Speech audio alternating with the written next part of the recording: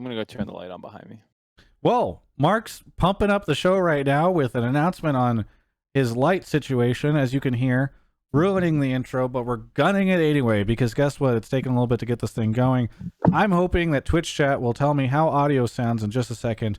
So if you're listening to the podcast or whatever, it'll get better. But this is episode 139 of Hotline League, and boy golly gee, am I excited to be here, because guess what? We are coming off of something we like to call the LCS Finals weekend, wherein TSM has won a thing that will offend many and make others much happy. It's been a while.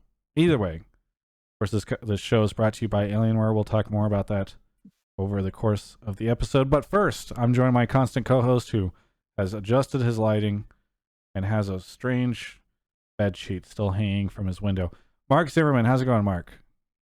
Doing good. I'm again in the living room. Ashley has the 6 a.m. shift, so she's going to go to bed sometime in the middle of the show. And so I got kicked out of the bedroom. Great. So you're going to get quiet halfway through and we'll know. Oh, yeah, that's fine. It'll turn ASMR stream. Great. Can't wait. How's your week been, though? That's good. Finals is done. I'm done. It was somewhat surprising. You know, we'll get into all the predictions and stuff that went on. Yeah, it was cool. Had some problems. Fucking power outage, rolling power outage because the globe is. I don't know if this is true. James told me an article said this, that it was like the hottest SoCal has ever been in like 100,000 years. LA has never hit I believe 121. I think the previous high was like 118 or something like that, and it did in Woodland Hills this weekend. And then San Francisco also had the highest recorded temperature. Yeah, and he ever. was saying like meteorologically, it would have been possible to hit this temperature for like the last 100,000 years or some shit.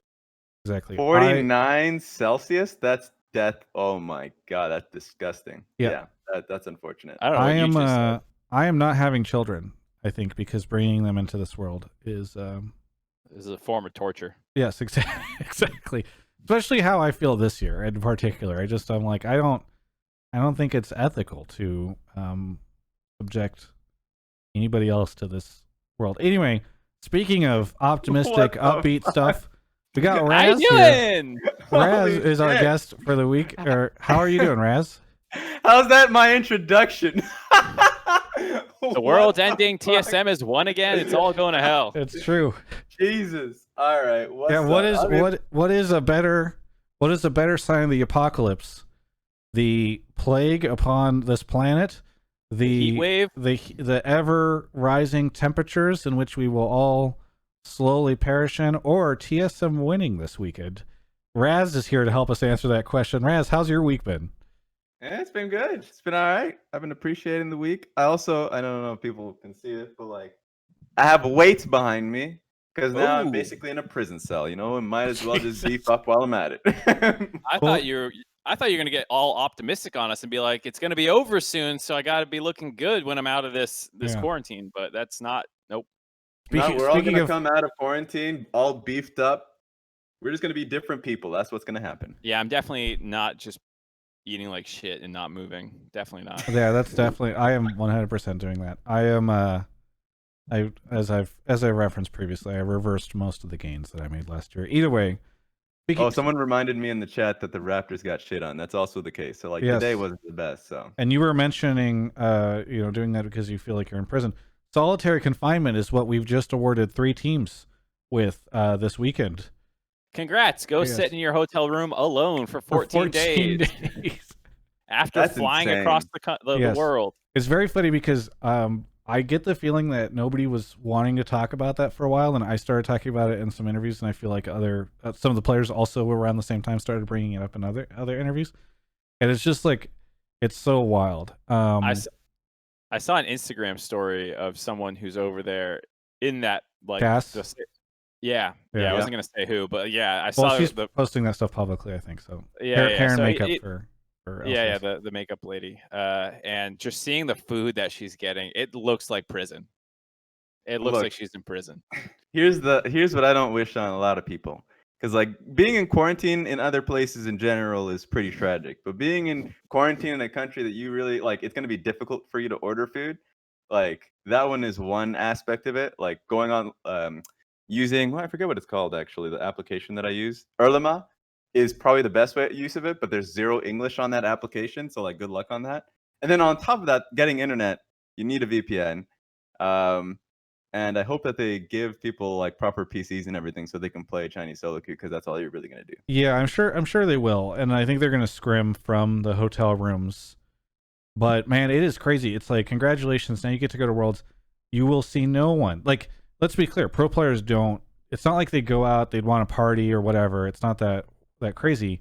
But like the idea that you will literally, I assume that somebody delivers something to your front door. Maybe you see them while they wear a mask and pass something over to you. But like, 14 days is a very long time to be shut in a room that you cannot exit.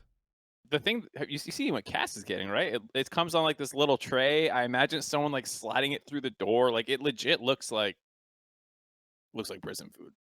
Which is, somebody, I don't know if we're gonna get any of these takes because some people, but yesterday when the power went out, I had several people start tweeting at me saying like, why didn't Riot do a bubble for playoffs?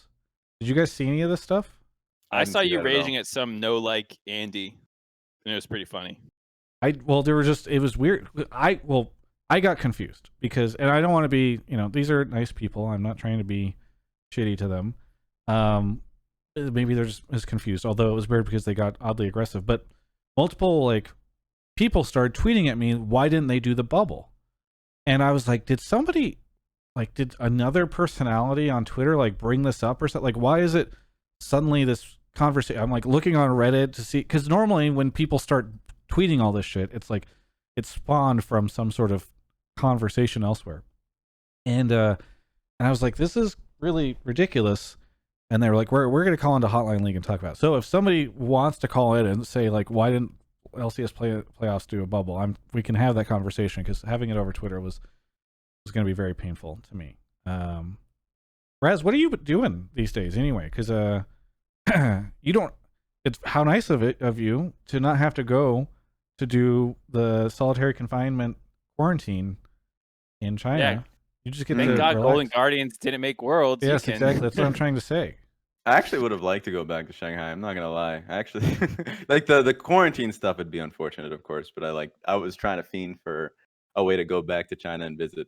But for me, the off season's been, because like after our playoffs in academy, I just kind of like went through the usual stuff, which is like talk about it internally, about like just the road ahead, talk to players, stare at the wall blankly, contemplate your decision to move into this career.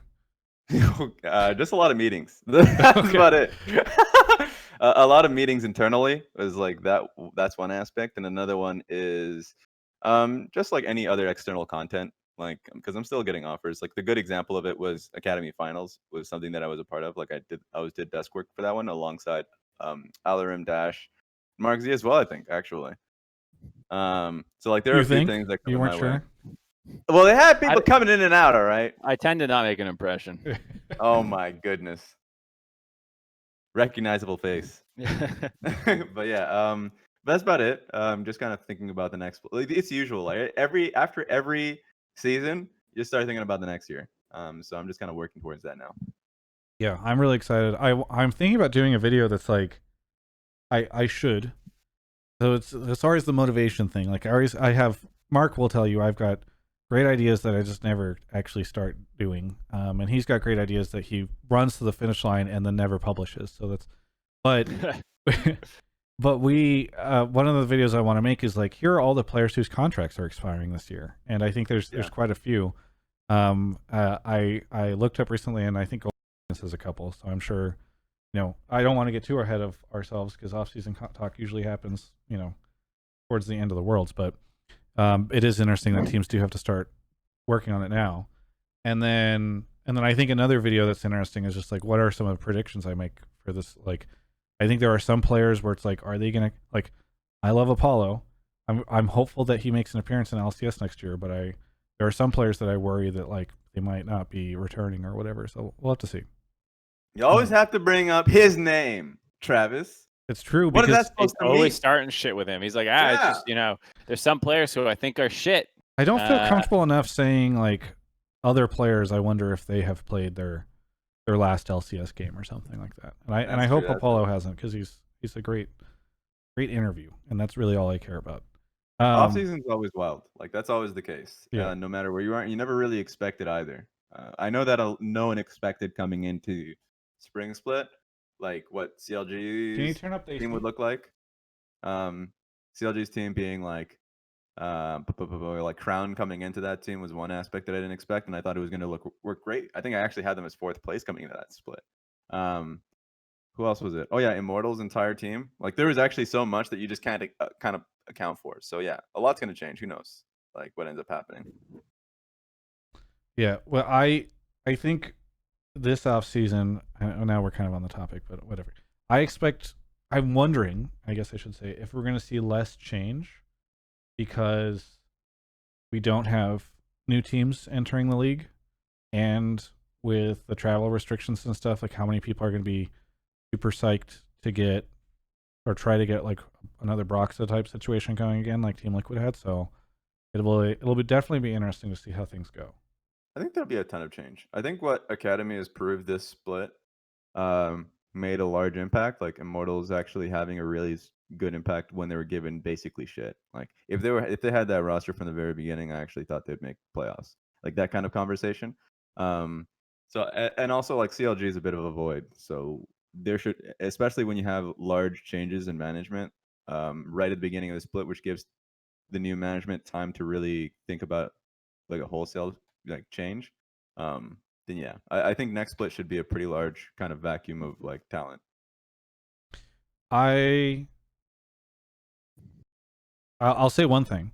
Here's an example of something that I think is going to be really interesting.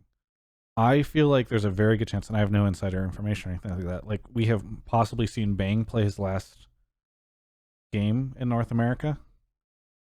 Like those are the types of things that I'm really interested in. Because I feel like he didn't seem very happy here and didn't have very much success over the course of 2 splits, or maybe not the success he would have liked to have had. So like those are the types of predictions that I think would be really interesting to start making now. So we'll see. I disagree. We got Worlds and all this other shit to go. You want to talk about 2021 already? What does that say about your outlook for Worlds, Travis?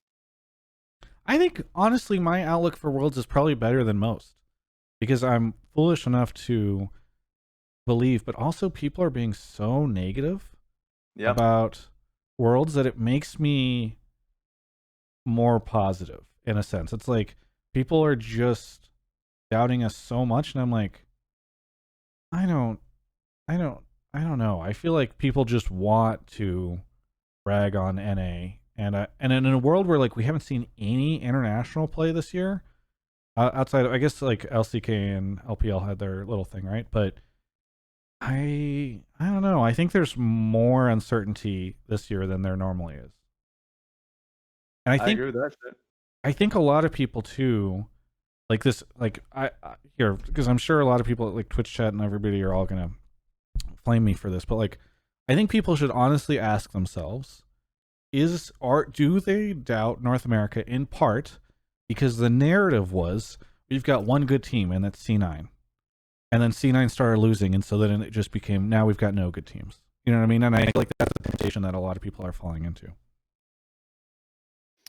Yeah, I'm kind of in the middle, I think. I think a lot of people are, it's like extra negative this year, but I never have had high expectations, so it's like kind of hard to talk about, because I don't want to go like, y'all are crazy, we're going to make it out of groups, all 3 teams, yada, yada, yada. But I also, like, my expectation and like what I hope for is that one North American team makes out of groups, which I feel like for some people is still considered negative, when it's like, that's the best we've ever done at Worlds is one team out of groups. Why would I, like, that's what a good year is, or like my baseline is, like, that's what I hope for, that's what we should aim for, because that's all we've ever gotten. So like, this does not look like this insane grouping of teams to me that think we'd get every group out, but I also don't think we're this trash team where no one's going to get out. So like, does that sound like a shitty expectation? I don't know. Am I jaded? I don't know. My take on it is, and I know there's going to be like a full-on episode just kind of talking about Worlds at some point. when people make kind of like sweeping statements about regions being strong, like I honestly like a good example is like LPL. People literally don't watch LPL. Like they don't even know how strong LGD looks like or Suning looks like or anything to that case. People probably still think that Rookie's going to Worlds. Like these kind of things, or like Doombee's going to Worlds, and they'll be surprised when it's like, oh, that's not the case. Like why is that not the case? Like you literally don't know the depth of the teams. And so like my take coming into this split for LPL, just watching some of the games, was that I think top esports are really talented. Like I think they're a really strong squad across the board. But I think the depth of teams is probably not as strong as it was in the previous years. Like I'm not excited for like I think it's great for LGD coming into Worlds, but I'm not gonna say, oh, LGD is gonna smash like European or North American team. Not the case. Actually, I would favor some of the North American teams over them. Like that's It's also yeah. I was gonna say it's also worth noting that like it's a harder year with the new format with 4 European teams and 4 LPL teams. Like I would assume that that's more difficult than a lot of these other formats we've had in the past. Well, Yeah. what's true is, you know, all these LEC people, they're gonna brag if they have more teams get out of groups. Guess what? They get more teams into Worlds. So, hey, that's nice. You know. And if they don't do that well, they get even less teams out of groups. If we both get 2 teams out of groups, only half their teams got out, but 66% of ours That's did. true. We're better. That's true. I don't know. I want to look into some of the teams more. I think TSM's probably right now. I'd say the only team I'd favor getting out of groups. It really heavily depends on the group draw. Obviously, I'm just afraid of like some NA teams not actually knowing how to best utilize or be flexible using top lane. Like top lane just becomes a void for TL and for FlyQuest. So like that's something I think they should be able to play through, or like if they're playing to bot side, which is completely fine, not like make it so top lane is just not only volatile, but like Well, do we know huge win condition for the enemy team? Do we know? And I don't ever pay enough attention to like patches and stuff like that. But is there going to be? Do we anticipate much of a meta shift or anything before Worlds? Because this isn't. We're not playing on the Worlds patch. Have they said if they're going to make very many changes to it or anything? No, the big patch was basically, as I understand it, 10.16. Everything since then is tweaking. I don't think there'll be anything huge. I mean, buffs and nerfs will continue to come in. I don't think, you know, like the power picks right now are going to stay exactly the power picks, but I don't think you're suddenly going to be like, oh shit, Juggernauts or Ardent Sense. You know, like I don't think we're suddenly gonna go insane. But there's a ton of nerfs in because we're on 10.18 already, and I think the World's patch is 10.19 or 10.20. I forget exactly where we are. I think the jungle will probably be the biggest change because like even for playoffs, like the huge shift was seeing a little bit more of Evelyn and like just AP junglers. Lilia is another example of that, and teams honestly right now still don't know how to best use Lilia. You're seeing Lilia mid and solo queue. You're seeing Lilia top in some of the playoffs. I think Lilia is really strong, but it's just really difficult to fit her in a composition or like kind of know how to best fit her in there. So like I think the time in which people are practicing for Worlds, like actually grinding out in scrims and in Shanghai, like Lilia will just be probably like the biggest hot like topic, or AP junglers. Yeah. I think we also have a lot of I think I've already pulled one caller at least talking about kind of worldsy stuff with like TL and getting gauntlet stuff. So I think we can maybe hop into some of that because we're kind of on that topic. Well, and I guess here's the thing: is that if we don't, we talked a lot about Worlds, but we didn't really talk about this past weekend. Right. And as nice as they've been, as nice as they have been to me on the subreddit, I do know TSM fans well enough that there will be a lot of angry comments if we don't talk a lot about the fact that TSM just won. Didn't we talk about it? The world's ending. TSM won at the top. We hit on it. Excellent. But anyway, I mean, should we talk a little bit before the first callers come in about how my predictions were absolutely accurate as to what would end up happening? I said TSM was going to win before they'd even played FlyQuest, and I was correct. On the last Can anyone verify this? And this is like Among Us. We're just trying to figure out. I have been predicting, and I have been. People are like, "Oh, it's because he's a fucking double fanboy." But I have predicted TSM to win since their second Golden Guardians match, and I was right all the way through. So I feel pretty good about that. I predicted. It's weird because I said if TSM beat TL, they'll probably beat FlyQuest, and I predicted TSM to beat TL, and then I flopped to predicting FlyQuest. So I kind of like went against my own logic, but I think it was. I mean, I just didn't see them play topside carries quite as hard against TL because TL was doing the TF takeaway, Yeah. and then FlyQuest just didn't do that because I was hoping PoE could play it, and I said this in the countdown leading up to that series where I was like, okay, I need to see how they're going to handle TF, because TL took it away. It looked like it was really annoying because then it's harder to play carries into it, and then PoE just doesn't have any globals to play, and they give up TF every game. And I'm like, all right, fuck, they're Yeah, to me, it just felt like TSM was just getting better every time they played, and it that for me that was like we meme a lot, or maybe even at least I meme a lot on callers who call in and say like momentum. Okay, hang on, I have to write down a note for the audio that took place at 21 minutes.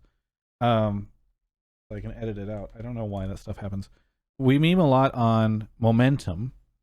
And whenever callers come in, they're like, I just think this team has more momentum. But like, I think this is a place where it's not like, oh, this team just happened to win 2 games in best of ones during the regular split. It's like you could see TSM, like ever since they turned around that Golden Guardians match, I feel like really start to get better. Ever since Raz cursed his own team by sending me a message demanding an apology, I felt like TSM was getting better. And that's what ended up happening over the course of this. So I don't know. I thought it was impressive. Yeah, I think they also, with the roster swap in the middle of the offseason, they had the most, or not offseason, postseason, excuse me, that they had the most room to grow. You know, like, okay, you bring Bio in, it's a really close series versus Golden Guardians. They win. Now they have another week to continue working with him. And then, like you're saying, they keep getting better. Yeah. Yeah. I don't know. All the players started getting better, right? Like when, again, I'm not the best at identifying great players, but whenever I'm listening to the broadcast and the co-streams and I'm hearing everybody like, wow, Speaka's just really stepping up. Wow, Biofrost is really making a ton of great plays here. Oh, Brokenblade's doing way better. Bjergsen proving why he's such an MVP contender. Oh, look, double of Senna. It's like you see literally all 5 players getting this praise and stuff from it. Like, I will say it is cool to see that team come together towards the end, regardless of if you're a TSM fan or not. Like, it's respectable to see like the story of this team come together towards the end of the playoffs and like take it. So I don't know. I thought that was cool. Yeah. And go on. Oh, I was gonna say, we'll get into why I'm excited about this, but I am glad TSM won. I don't really care about any teams from like a fan level, but I'm glad TSM won for the reason that Raz kind of talking about using red side appropriately. It doesn't even have to be carry tops to use red side appropriately, but using counter pick and like these things, TSM was the best, as well as the fact that they actually play red side carries. So, or excuse me, top side carries. Like, I'm stoked they won. Beat the hell out of our own teams because this is what's waiting for you at Worlds. And so, like, the fact that TSM wins kind of exposes these teams like, hey, you have to adapt. You're not actually ready for what's waiting for you at Worlds, as well as makes TSM look good. So I'm actually really excited that they won for North America as a region, because I think it's going to force them to confront some of these issues earlier. Yeah, I think they needed a lot of the games in playoffs to sort out like the bot lane issues that they had between like their supports, and then on top of that, the draft was probably the biggest focus that they had in like some of our earlier games too, versus in Golden Guardians, like the best used counter pick on support. Same with top lane to a certain degree, and then they just had like a solidified way in which they wanted to play the game in a best of 5, which is really impactful. Like Senna was a huge priority for them. Set was like another one where they would pick it pretty early on. I always think that you can trap Set, but I think like if you can, I think who is it? Spica was actually performing really well, and it gave time for some of the players outside of Bjergsen to start performing. Like Bjergsen was huge in the earlier series, and then you gave an opportunity for like the bot lane of TSM to start really performing well. And the same case for Spica. Spica was actually insane in the last series. Like I think yeah. I think the fact that they also, like you're saying about evolving, like they had different priorities. It felt like every series, which made it kind of hard to prep for them because I didn't yeah, Spica plays set, and you know that they had some of those set Nidalee type games before, but I didn't think in the finals they would have this priority on it to, you know, take away potentially one of Santorin's champs and kind of also solos because they both kind of play that. So like the fact that Spica has such a big champion pool, you can play whatever the team needs and also whatever is good into their opponent versus just like, hey, I play Evelyn. I'm the carry jungler, but also fuck you, I'm taking your set away in round 1 every game this series, basically. So I have two final things for you guys before we take callers. The first one related to the Spica thing. We're planning on doing the next episode of Run It Down on Spica. For those that didn't watch it yet, Tim from Oracle's Elixir and I launched a new show called Run It Down. It's like a very short, digestible stats-based thing. We did a first episode was on Bjergsen and Jensen and looking at some of the stats there. The next one we want to do is on Spica. G2 has a show called G2 Runs It Down. Now, I think it's a podcast, and I think these things are very different, but I have been pressured by the community and by a single tweet from G2 to change the name. However, what did G2 actually say? Was it a meme tweet? It was a meme tweet. They did the whole like, "This you made this? No, I made this" type thing. Oh, the Obley thing. Yeah. So then today, 100 Thieves announced a show called Run It Up. Oh my god!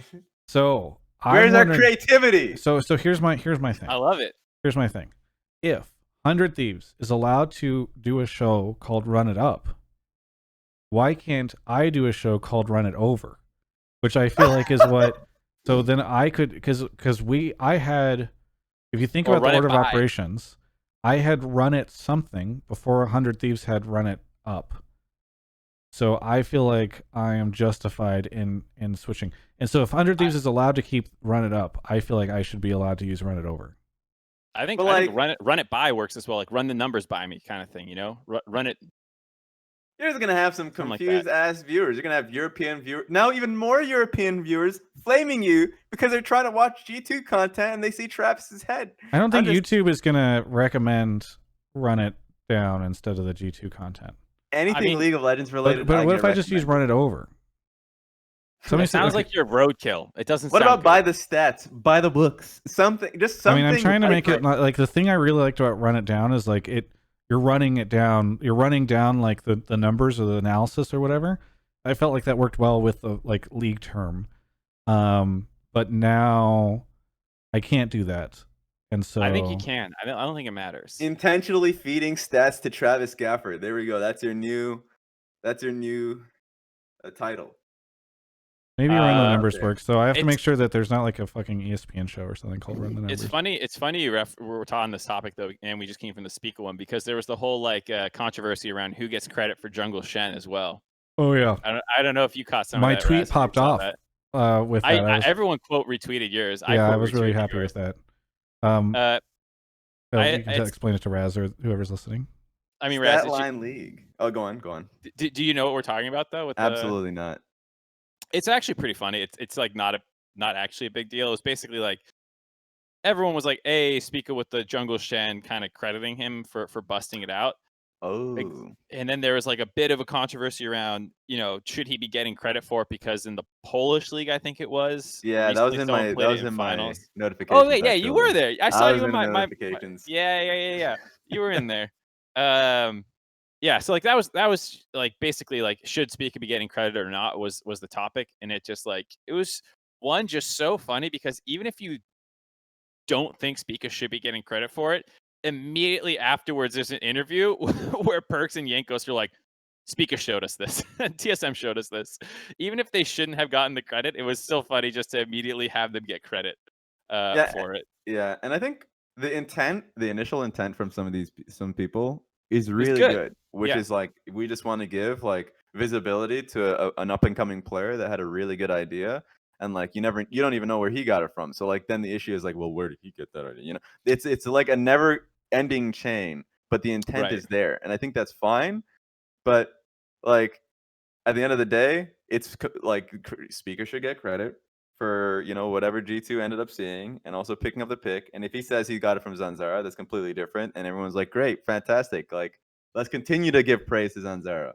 But Yeah, people are just getting wild for this. Just enjoy the game, goddammit. It's like- yeah.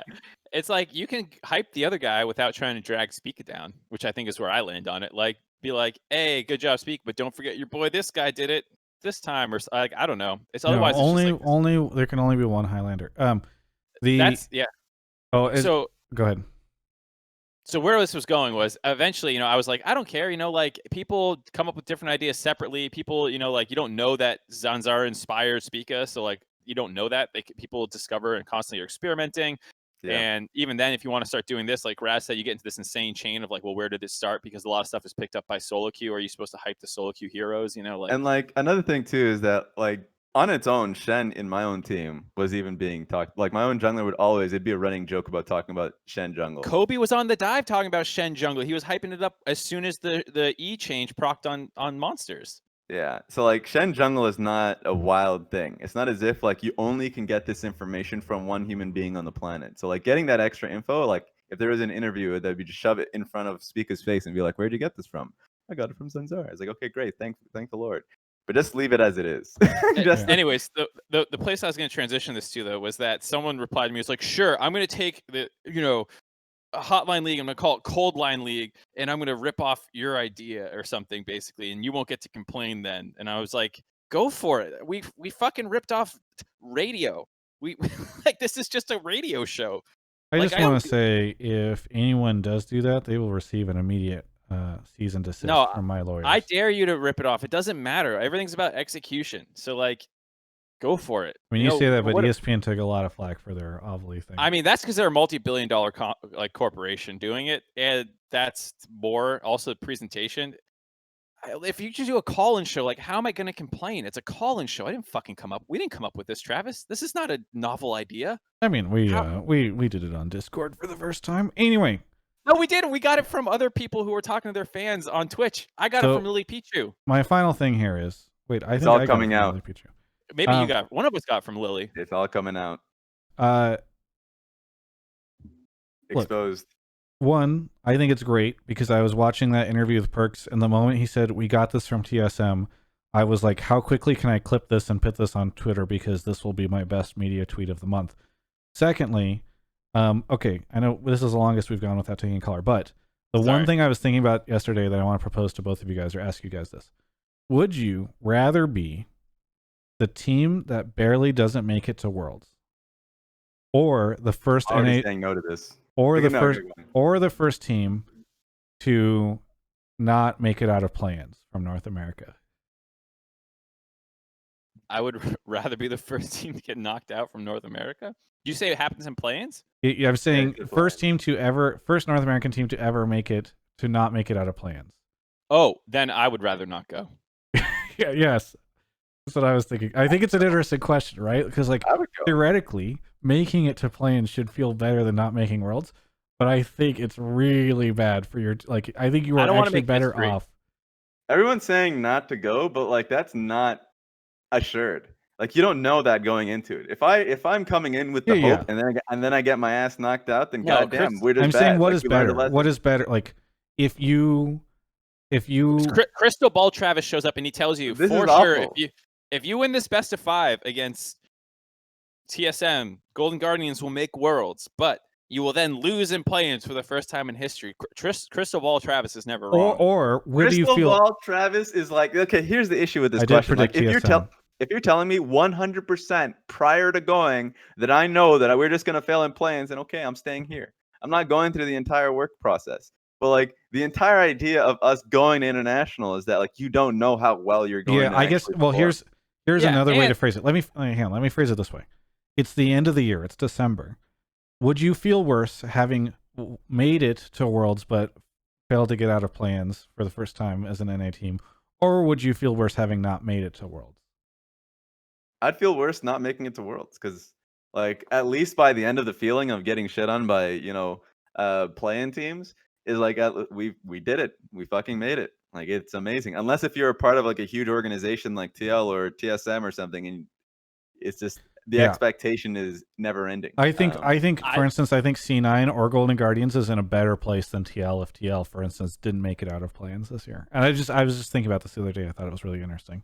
I think it's one of those things where it's better to have gone and failed because you get all this experience and this kind of stuff that is actually more important in the long run. Yep.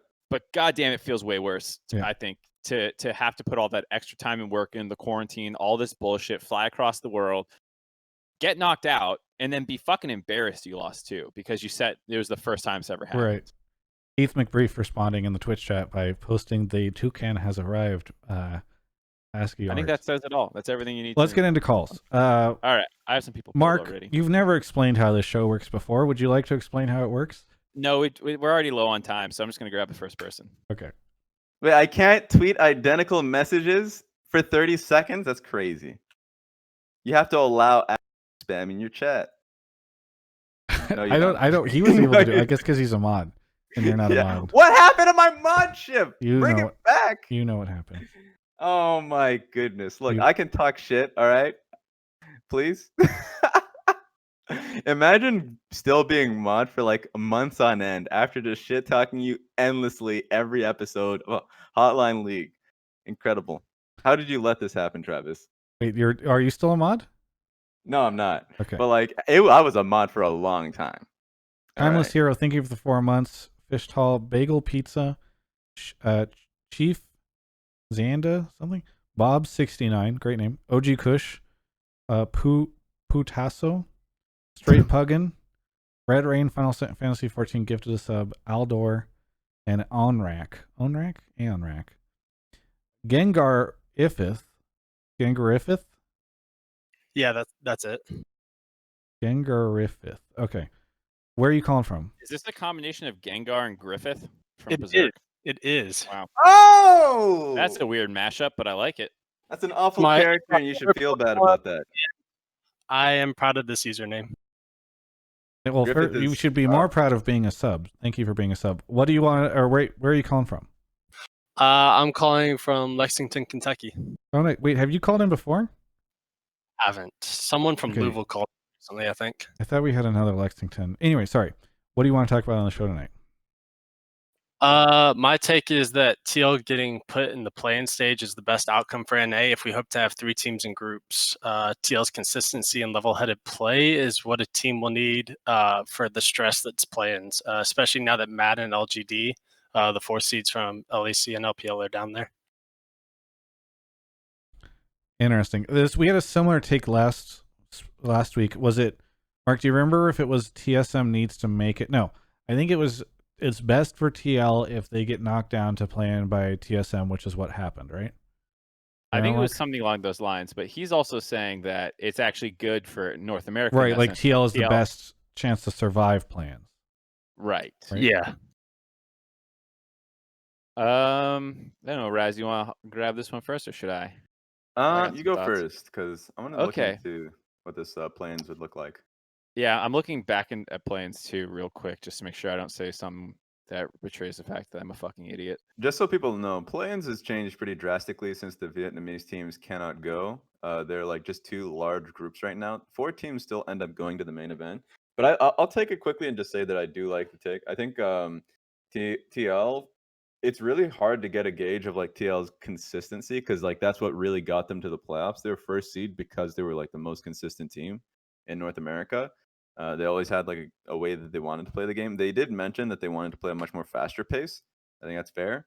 But like they were a team that you go into them and you know exactly what you're going to get. Like, and even their playoffs run was very comical too, in the sense that like they're just they're first picking Mordekaiser or whatever, like anything that's like safe top lane pick for them to reliably play to bot lane. And you don't need to do that. I actually still think that's a bad drafting method, but like it showcases literally how they want to play the game. And like Core JJ and Jensen and like Broxah, like these are players who are, and literally everyone except for their AD is incredibly experienced. So I do not think that they will get dropped out of play-ins. Okay, so play-in format since the update: 5 teams, 2 groups, or I guess 10 teams, 2 groups of 5. After the single round robin of best of ones, the top team from each group auto qualifies into the main event. The 3rd through and 4th place from each group play in the first round of a knockout tournament, and the 2nd seed is waiting for them in effectively, like the winner's spot. Okay. So, and then I think it's a best of 5. Let me make sure it's not best of 3. Yeah, it's a best of 5. So the top 2 teams from each group get out, or sorry, the first place team from the group stage gets out, and then the team that survives There's the one more bracket team stage from that gets group. out. Okay. So 4 out of these 10 teams will advance. How you advance is dependent on all that stuff. Okay. So anyways, to the caller's point, I think that it's and to both topics, the one from last week and this week, I agree with both. I think it's great for TL to have some time and get forced to grow, because I'm still concerned about some of these red side having counter picks. Even if you want to play a tank, like have a specific hard tank counter pick to these things, so you're not just Ornn Shen every fucking game, you know. And then at the same time, I think they're super stable. They're super solid. They're really good. I don't want to like shit on TL by saying that. I think like what they do well, they do really, really well. And that it'll be hard for play-in teams from minor regions and stuff to exploit TL in any extreme way, which makes them hopefully a good team to get through play-ins. Whereas maybe TSM would be a little bit more volatile, even though I don't think that's really true. I can at least see that argument. And I do think that the idea that TL is this kind of brick wall, they're all insanely talented, and it's hard to exploit them, does make them a pretty good play-in, quote-unquote, team. Well, we'll have to see how things go. Gengar, what do you think of the sort of takes from Raz and Mark here? So I feel like my only argument with the TSM thing, I mean, it's not an argument. I love TSM, but they even Doublelift was saying that was the most stressful series he was playing, to try to get to Worlds. And I think that this particular play-in is incredibly hard. I mean, not just because of the LPL 4th seeds and the LEC 4th seeds being in the play-ins, but also because I do think that a lot of the other regions are just getting stronger. We saw J-Team beat FPX in the group stage last year, and yeah, it was just one game, but it's still showing that some of these teams that us viewers, like Raz says, we don't really watch these as much, and he's right. Some of these teams that we don't see as much are getting better each year, I think. And so I just think that having a team like Team Liquid, who has been consistent and knows what their play style is best at, is going to be the best chance for us to have all 3 teams in the group stage. I want to definitely put in more time and just kind of seeing these other teams, because I haven't seen the Brazilian finals or even just like some of the games from this team. The one that I'm definitely looking forward to seeing more of is definitely Turkey, just because there's a lot of hype coming in, and I've seen how good Zeitnot, Snowflower, like Cacao, like this team already looks really strong. And then of course the PCS, like some of these regions got weaker just because the infrastructure kind of weakened as a whole. Like Oceania, for sure, as a region, got weaker because not only was their talent moving elsewhere to North America, I guess more specifically. Oh yeah, and Destiny did move to EU Europe as well. But yeah, like money in general is kind of like is definitely not there in comparison to last year. And the same, I would imagine, is the same for PCS because they had to combine with Southeast Asia. So like, I want to see if that means competition is worse because they had to play, if I remember correctly, completely through online, which I guess was an international standard. But like the idea was that everyone else internationally would be playing in studio and PCS would just be not in studio. This is all like before the season began. So I want to look back and see how that actually, like how that turned into like worse play or better play. So like that's my concern for a lot of these regions. But the original take being that Team Liquid would be able to do well in plans, or even like better than the other teams necessarily, because like they're a more stable squad. I would agree. I still think that it would definitely benefit Team Liquid more because they need to kind of figure out more like how they want to play the game, like drafting methods, and also just kind of work out the world's meta like everybody else, since they have the most to kind of work on. And yeah, like they're a team that plays by the books, and a lot of these regions kind of suffer for that. They want to create more chaos, and like scrap it up a little bit more. That's a lot of where the regional differences are. So like yeah, they should probably be best equipped. Yeah. Yeah, they're 15-3 in the regular season and best of ones. They're a good team. The one thing I'll say though is that it is not that hard to end up in a sketch situation because, like, let's say Mad Lions and LGD should be in different groups. TL will be in one of those. You lose one of those games, let's say, because you could just easily be worse than both of them. Then you get upset once by one of these other teams, like INTZ or Unicorns of Love. You finish it 2-2. This other Unicorns of Love team, let's say, obviously loses to LGD or Mad Lions, but they're going to sit 3-1 because they have the win over you. They get put into that kind of like advanced seed or winners, whatever you want to call it, the qualification round. That is true. And you have to play 2 best of 5s now instead of just 1. So like a single best of 1 upset is a bit of a fucking nightmare if TL is going to drop a game if they are worse than LGD and Mad Lions. That is true. Like whenever it comes to like huge best of 1 groups, this actually happened in MSI. I want to say 2018 and like earlier than that as well, because like that was a staple for IWC, like wildcard qualifiers ideas. Is that like you just lose one best of 1, you're like, geez, like the rest of this group is just gonna be hard as hell. Yeah. It's gonna be a problem. So like you have to be on your game every game. Well, I'm excited. I mean, I do like that people are coming up with like positive spins on the our team is headed to plans. We'll have to see how this goes situation. But Gengar, is there anything you want to shout out before we move on to the next caller? I'll shout out 2 groups. My wife for putting up with me for being up past midnight now, and she'll see this tomorrow when we watch it. And then my high school esports team. I coach esports for high school, and we've been undefeated for a year and a half now, and are looking forward to starting our next season in a couple months, COVID pending. Let's go. There we go. Well, either way, thanks so much for the call, and we'll catch you next time. Thanks. Trying to sneak one more in there, or yeah, I think we can do one more. That was a good ass caller. Yeah, that was a good one. All right, so a couple shout outs to some of the subs. Rico Suave, thank you for the 28 months. Ray Son of Gotham, thank you for the 7 months. Zerthon, thank you for the 6.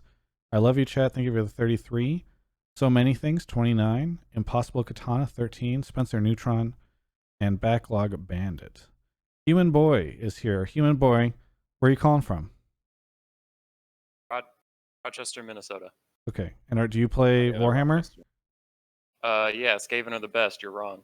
Okay, well, great. There Anyway, you go. What do you? I just noticed from your Discord name and also your profile picture. What do you want to talk about on the show tonight? I think NA will do fine at Worlds, and people need to calm down with all the shit talking. Okay. Do you want to elaborate? So I've watched every game in LEC for the past 4 years, and they got some issues. There's a lot of really suspect tower dives, some pretty bad macro, and then I've watched a decent amount of LPL and LCK, and like as I think Raz was saying at the start of the show, the top LPL team is really, really, really good, but under that, it just kind of goes to a bit of a shit show. Like I've seen some pretty questionable 5v5s level 1, and then people teleporting back into those fights, and you have 12 kills before the laning phase starts. So, I don't know. When I just hear people talking constantly about how NA is going to fail, and I watch all the other games, I'm like, actually, I think these are pretty equal. What do you think by we're going to do okay? Like, where would you define our potential as being? What? Say one more time. Like, what's the take again? Like the specific take is NA is going to do fine at Worlds. I'd say people are going overboard with the negativity. Yeah, because people say we're not going to make it out of groups at all, or like NA Keck W. I wouldn't be surprised if we got 2 teams into quarters. NA Keck W, I love being an actual, like prediction. How do you think NA is going to do at Worlds this year? Keck W. Raz, you made a face when he said 2 teams out of groups. It's a game of competition. So when I look at the competition, 2 teams. I mean, it's always dependent on your groups, but it's a hard one for any of the Korean teams right now that I look at. I think it's kind of I would never put NA over them or NNA team. For any of the LPL teams, even though I said my piece on LGD, that was me saying that in response to people overblowing all the LPL teams because LPL is a championship region. And I just said, like, in comparison to last year, that they got worse to themselves, but I never really compared them to like an international team per se. So I think it would be more competitive, like let's just say with like FlyQuest or TSM. But I would just say, like, right from the get-go, I would probably still. It's hard to say. That one I would want to watch more footage. But the NA would do okay at Worlds. Yeah, one team I think could get out of groups. Like, I don't think it's. I think having the hope is for sure there. Two teams I would have to like figure out which group that FlyQuest or TL would be in though. Yeah, I feel like that particular prediction is probably pretty group dependent because the draw can matter a lot if you, depending on who you're getting. So I wouldn't say 2 without seeing group draw, which is on the 15th. But oh, did we know when it was? Had they announced it? Yeah, it's the 15th. Okay.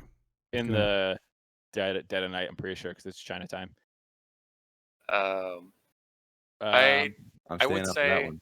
that with the okay at Worlds, I don't think we'll see another 0-6. I don't think we'll have a clutch performance.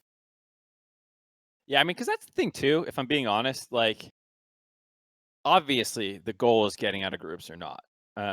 But for raw enjoyment and how much I want to die as an NA fan, hope and watching my teams win and like even middle of the week excitement is something I still value. Yeah.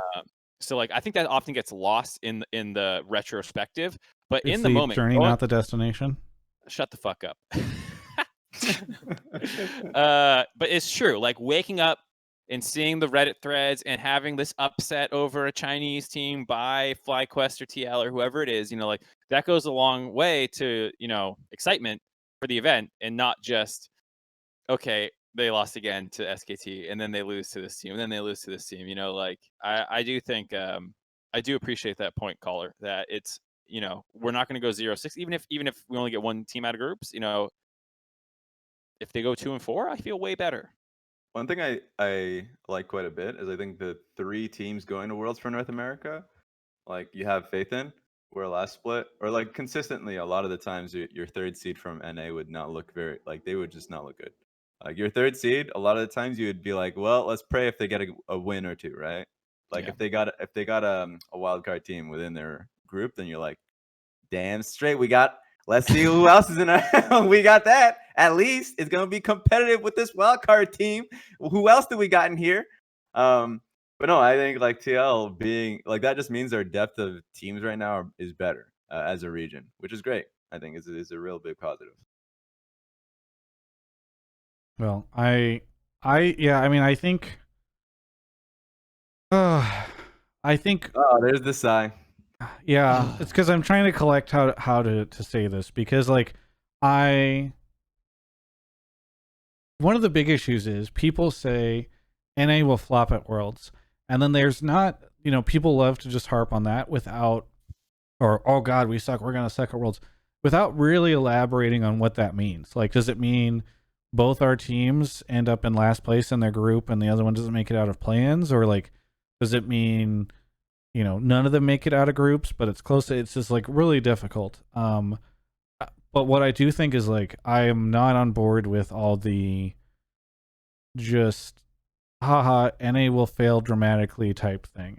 I think your point, caller, about like clutch, we don't have a team that just like barely made it to Worlds this year. And like, if they do anything, it'll be interesting. Right, whereas I feel like Clutch, that was kind of like people did not have particularly high expectations for Clutch last year. TSM is Clutch from last year if they actually went on to then win the championship. Yes, because it was a similar kind of crazy string of best of 5s they had to win. But the other 2 teams that are going to Worlds with them were already there. Clutch didn't beat them. So I think if people want to make that comparison, because I think it's pretty natural, TSM did prove a lot more in their gauntlet run, so to speak. And I don't think anyone's looking at TL right now and is like, oh man, they could just barely make it out of plans and then go 0-6. So in that sense, like, I am more optimistic about our chances than I was last year. I don't think like, and then we're gonna win Worlds, but I do feel like, similar to what the year before last, 2018, if you told me like some cool upsets happen and we go further than people expected, I could totally. You know what I want, Travis? You know what I want? I know I'm maybe asking for maybe too little because people want results and success and all that shit. I just want banger games, competitive games with teams. Let's just say if we have like a TSM versus Rogue or versus G2, that I'm not going into that game saying, well, that's a 20 kill to like Time to 1. watch how we lose. Yeah, like get slammed. I don't think that's going to be the case at all. I think it's going to be competitive games. The only question I would say is obviously you throw in like a a Korean team or even like the top two Chinese teams, and it would be an issue. But I think in general, I think we're not going to get blowouts with our North American teams. If it happens, then you know what? It's doomed. We're back at step 1, and we're gonna have to wait an entire year to unbesmirch the name of NA. But I think people should be coming in a lot more hopeful. Yeah, that name's smirched already too. Either way, Human Boy, thank you for the call. Anything you want to shout out before we take a quick break? I'd like to say hi to my brother in Atlanta and to the Total War streamer Turin. You guys have a good night. What, there we go. Wait, no Fenron Jenkins shout out? Nah, Turin's my boy. All right, thanks for the call. Thank you. All right. We're getting some amazing people at this time. What? We're getting some amazing people at this time. Let's calls. keep going with these callers. Well, too bad. Guess what? We're going to keep going with these callers right after this break to talk about Alienware. Shout out to Alienware, our sponsor, doing so many cool things with us. I don't know if you guys noticed, but there were some new, very cool graphics cards that were announced very recently. And I'm very excited to find those new, and to start using those new graphics cards in my machines. I don't know what. Oh, you're looking for the cat. Mark's Where's the cat? Give you some cat camera while we're doing this. Hey, get back here, Mark. We're trying to do a. It looks like the cat fell from the counter and just didn't get up. Yikes. Well, listen, grim. We got to get back on track here because they pay us to do this show.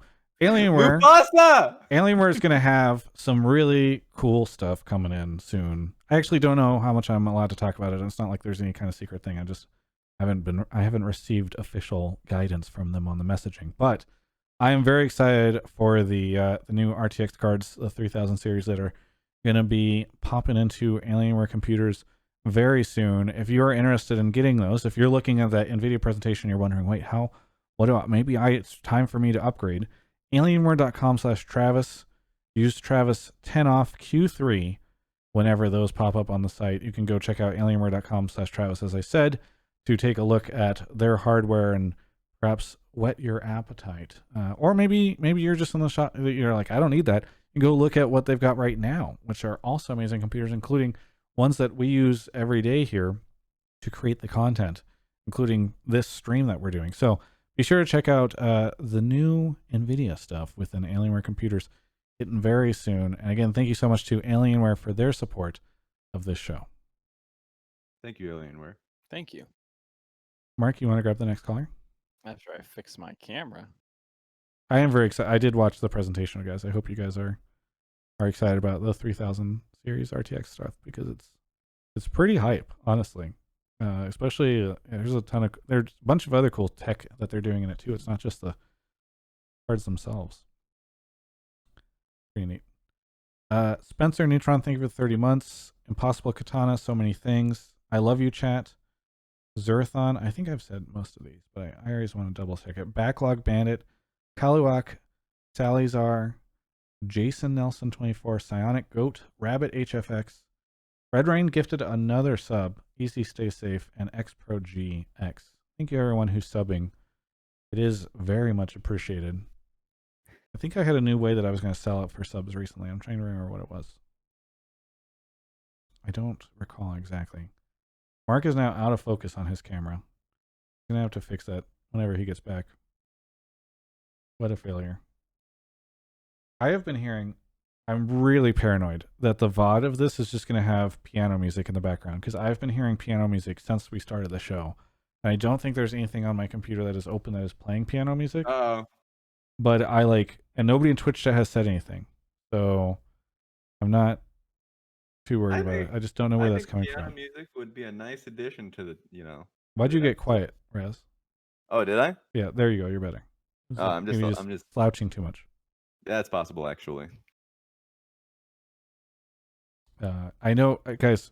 Mark is not muted. He's just in the other channel grabbing the next caller. Here we go. Barbinator24, welcome to the show. Barb, you've been on the show before, right? The last 2 weeks, yeah. Oh my gosh, Mark must really like your takes. Where are you calling from? Oconomowoc, Wisconsin. That's right. Okay, because I think I tried to say Oconomowoc, and You struggled actually with it. did pronounce it correct the first time. Okay, did Which I is pronounce it surprising. correctly the second time? Yes, you did. Okay, I still got it. What do you want to talk about on the show? Well, I'm going to talk about TSM because they're the best team NA. Oh boy. So I believe that, Bjergsen definitely did deserve the player of the series. I think that it also could have gone to Biofrost or Brokenblade very easily, if not more towards Biofrost. He was playing out of his mind. I feel like everybody was hyping up Spica so much over the course of that series. I'm surprised that you don't have him on that list as well, or maybe any of towards them, top. but any of them, but Double Lift could have won it. Even Double Lift too. But I thought Biofrost was Okay. playing the best he's I'm gonna be played in a honest. long time. This is like every now and then I order something on Postmates, like a beverage or something like that, and the Postmate has to go deliver stuff to other people, and then what I get after is it's pretty lukewarm and a little mushy, and maybe the drink, the ice has melted and watered it all down. I feel like that's where we are with this take. But okay. If you had to rank them, To summarize, Biofrost probably should have won player of the series. I think he was playing the best League of Legends he's played in a while. Yeah, and then this ties into the larger controversy. I don't know if people saw some of the tweets and stuff after the initial TL series, but Bjergsen got MVP for that one, or the player of the series for that one as well. And a couple people said, I think Doublelift was the one. I mean, they were talking about a couple people again. I think it was Doublelift and Spica were the two who got Brokenblade.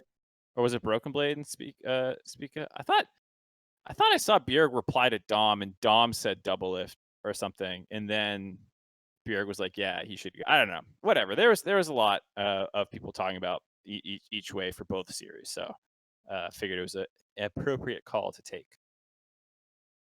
Well, so you're saying Biofrost more than anybody else other than maybe Bjergsen? Barb Is the callers? Yeah, I think Biofrost. I mean, he was just all over the map, roaming. Wasn't getting caught out very much. Probably had the best assist in a long time. I mean, he being over the wall and blast coning solo back into the group. Oh, that was just sick. I mean, he I think he had the highest kill participation out of anyone in the 3 wins, but I could be wrong there.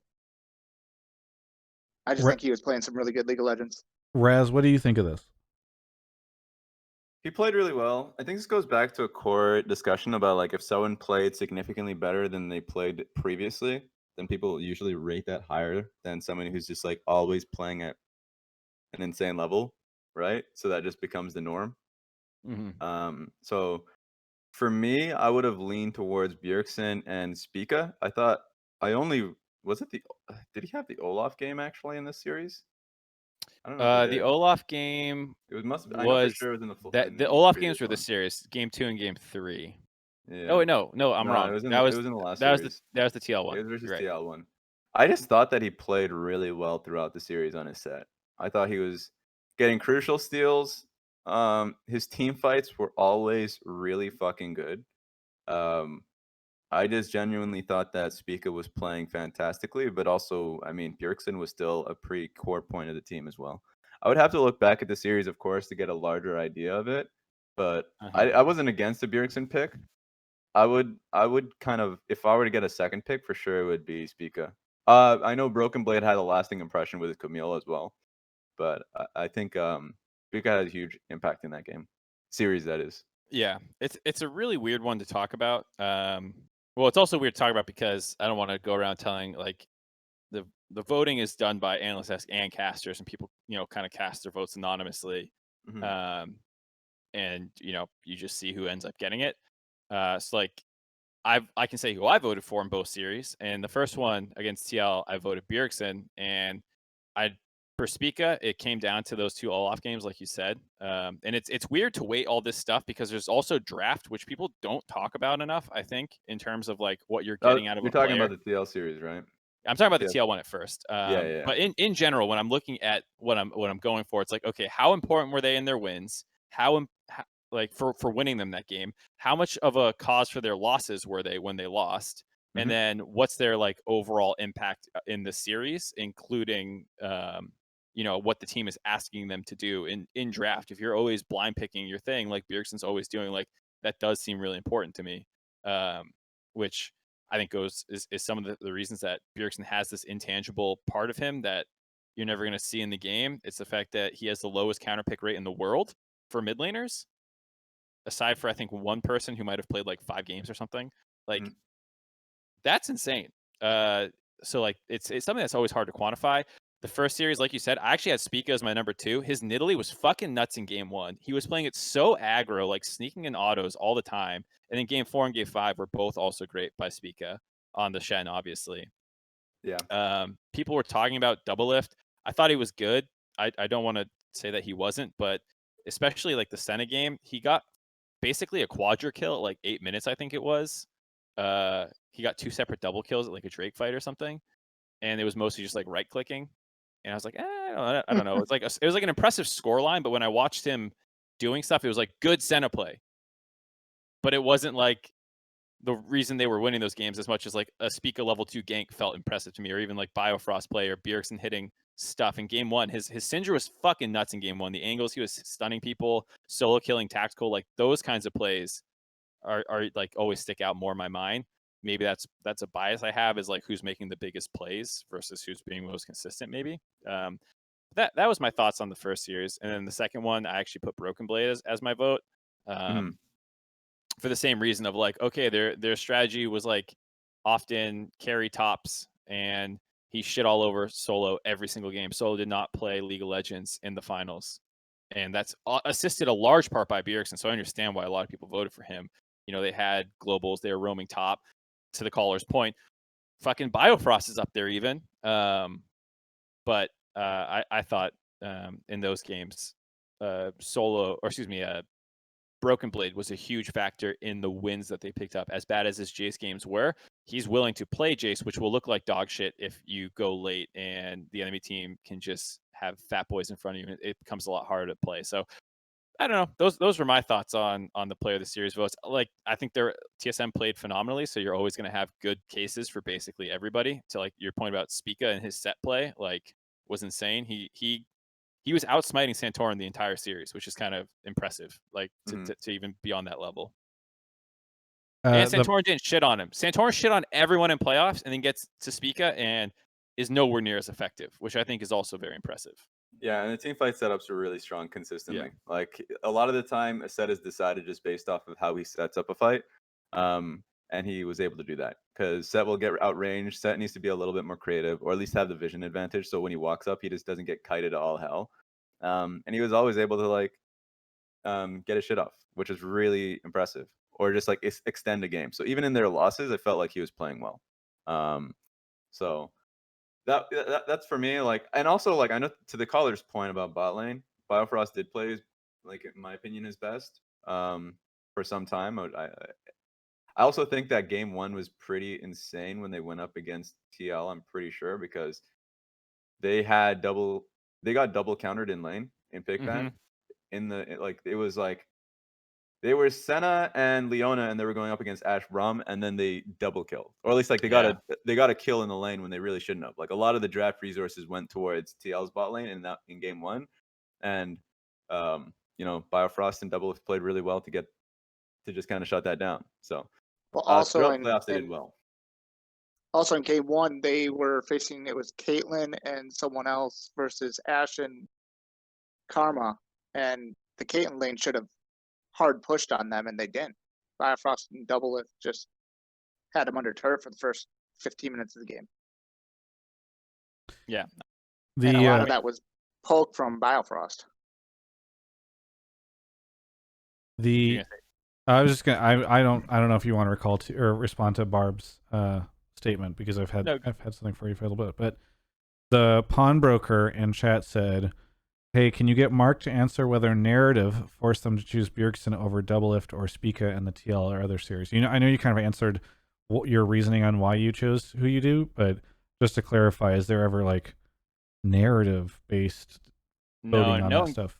No one gives a fuck about narrative behind the scenes for like awards and things like that. I think people want to believe that because they disagree, and rather than be like, "Hey, this guy had a different opinion than me, and I think he's wrong," it's like, well, he's wrong because he's biased and he's following narrative, and it's more fun to say that than to just be like, "Oh, I disagree." Yeah. It's a little sexier to think that there's something wrong with everyone else, but it's not true. The same way, like, I voted for Brokenblade like I said, in the finals, and I wasn't like, "Oh my god, are you fucking biased, other casters? Is that why you went Bjerg?" Yeah. So like, it's not anything like that. I think Bjergsen's insane. People know he's insane. He never makes mistakes, almost. Like, also something worth noting. I think actually he made a couple in the. No, maybe he didn't. Maybe he's just nuts. I'm trying to remember. No, he was 4-1-0 twice on his ear in the same game. He does make mistakes. He's not. Yeah, but that was the TL one, or was that the finals? that was against TL. Yeah, right. I'm trying to remember. And yet you still voted for him in that first one. Yeah. So clearly, you got this guy fucking up, and you're voting for him anyway. Sounds like narrative is forcing you to vote for him. Got me. One. Yeah, and the Syndra in game one that Boom. picked Jensen on the left side, the kill on tactical, the multi-man stuns in team fights. Anyway, Barb, anything that you want to say before we move on to the next caller? Sorry, we're trying to we got kind of slow to calls tonight, so but it does seem as though people are pretty confident in the maybe it's not Biofrost even if he played well. So anything you want to say? Shout out to Alienware. They're awesome. They let you do what you do, and it's great content. Yeah, thank you so much for the call, and we'll catch you next time. Thank you.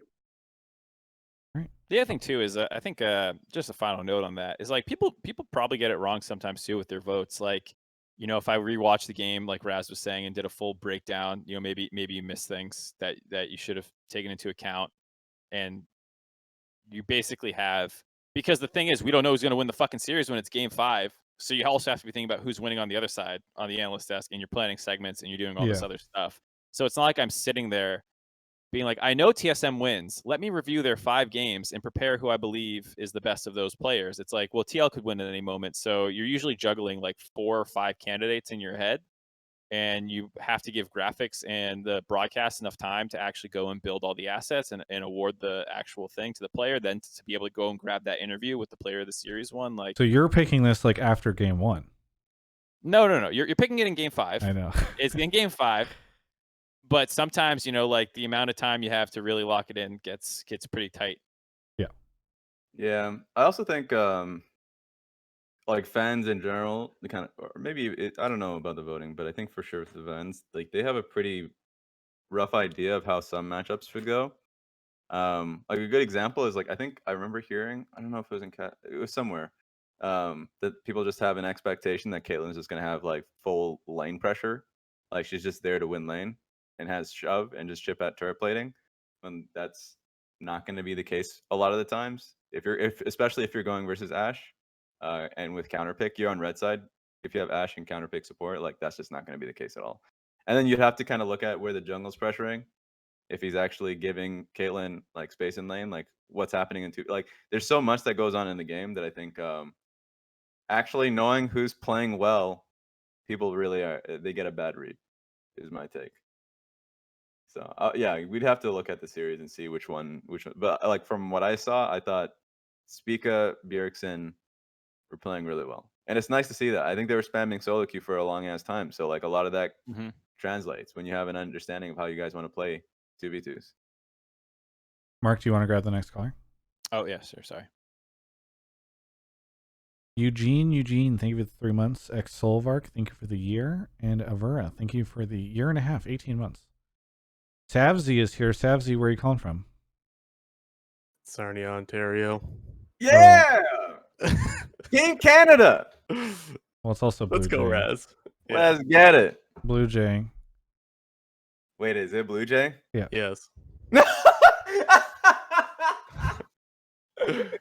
Oh I mean, my he's basically at this goodness. point like our expert caller. You know, like you might have a news crew and you have that kind of like not quite an employee contractor who you go to in the field sometimes. That's basically what Bluejay is. What do you want to talk about? Travis is not impressed. Okay. Anyway, what was this? I'm just I'm messaged me, shut I'm marking this in the chat so it's easier for me to identify you. What do you want to talk about? Really sneaky. Okay. My topic is about Broxah. So, for those that don't know, Travis had an interview with Broxah a couple weeks ago where Broxah said that he thinks that NA fans look for the worst in winning teams, and I don't necessarily think that that is the case. Well, sorry, just to help clarify on the paraphrase. go ahead. He said it seems like when a team is doing well in NA, fans, and again this is also paraphrasing, but fans look for the reason why they will lose at Worlds rather than, or perform poorly at Worlds rather than like why they are good. Right. And I don't necessarily think that that is true, because, well, for one, I don't think that that was the case with C9. Everyone was so fired up about C9 when they were winning and, well, just crushing everyone. I didn't hear too much negative outside of, well, we still don't know how they'll look when they're not winning all their lanes, which is fair. But I think this weekend, the series that TL played showed the exact reason why fans in North America are hesitant to be, so accepting of, we're going to win everything when we go to Worlds. It's because of a lot of inconsistency. And I think in this series with TL, I think we saw a lot of inconsistency. And for the record, I really hate to say this because I'm a really big Broxah fan. Like, I think that guy is great, and I'm really happy he's in NA.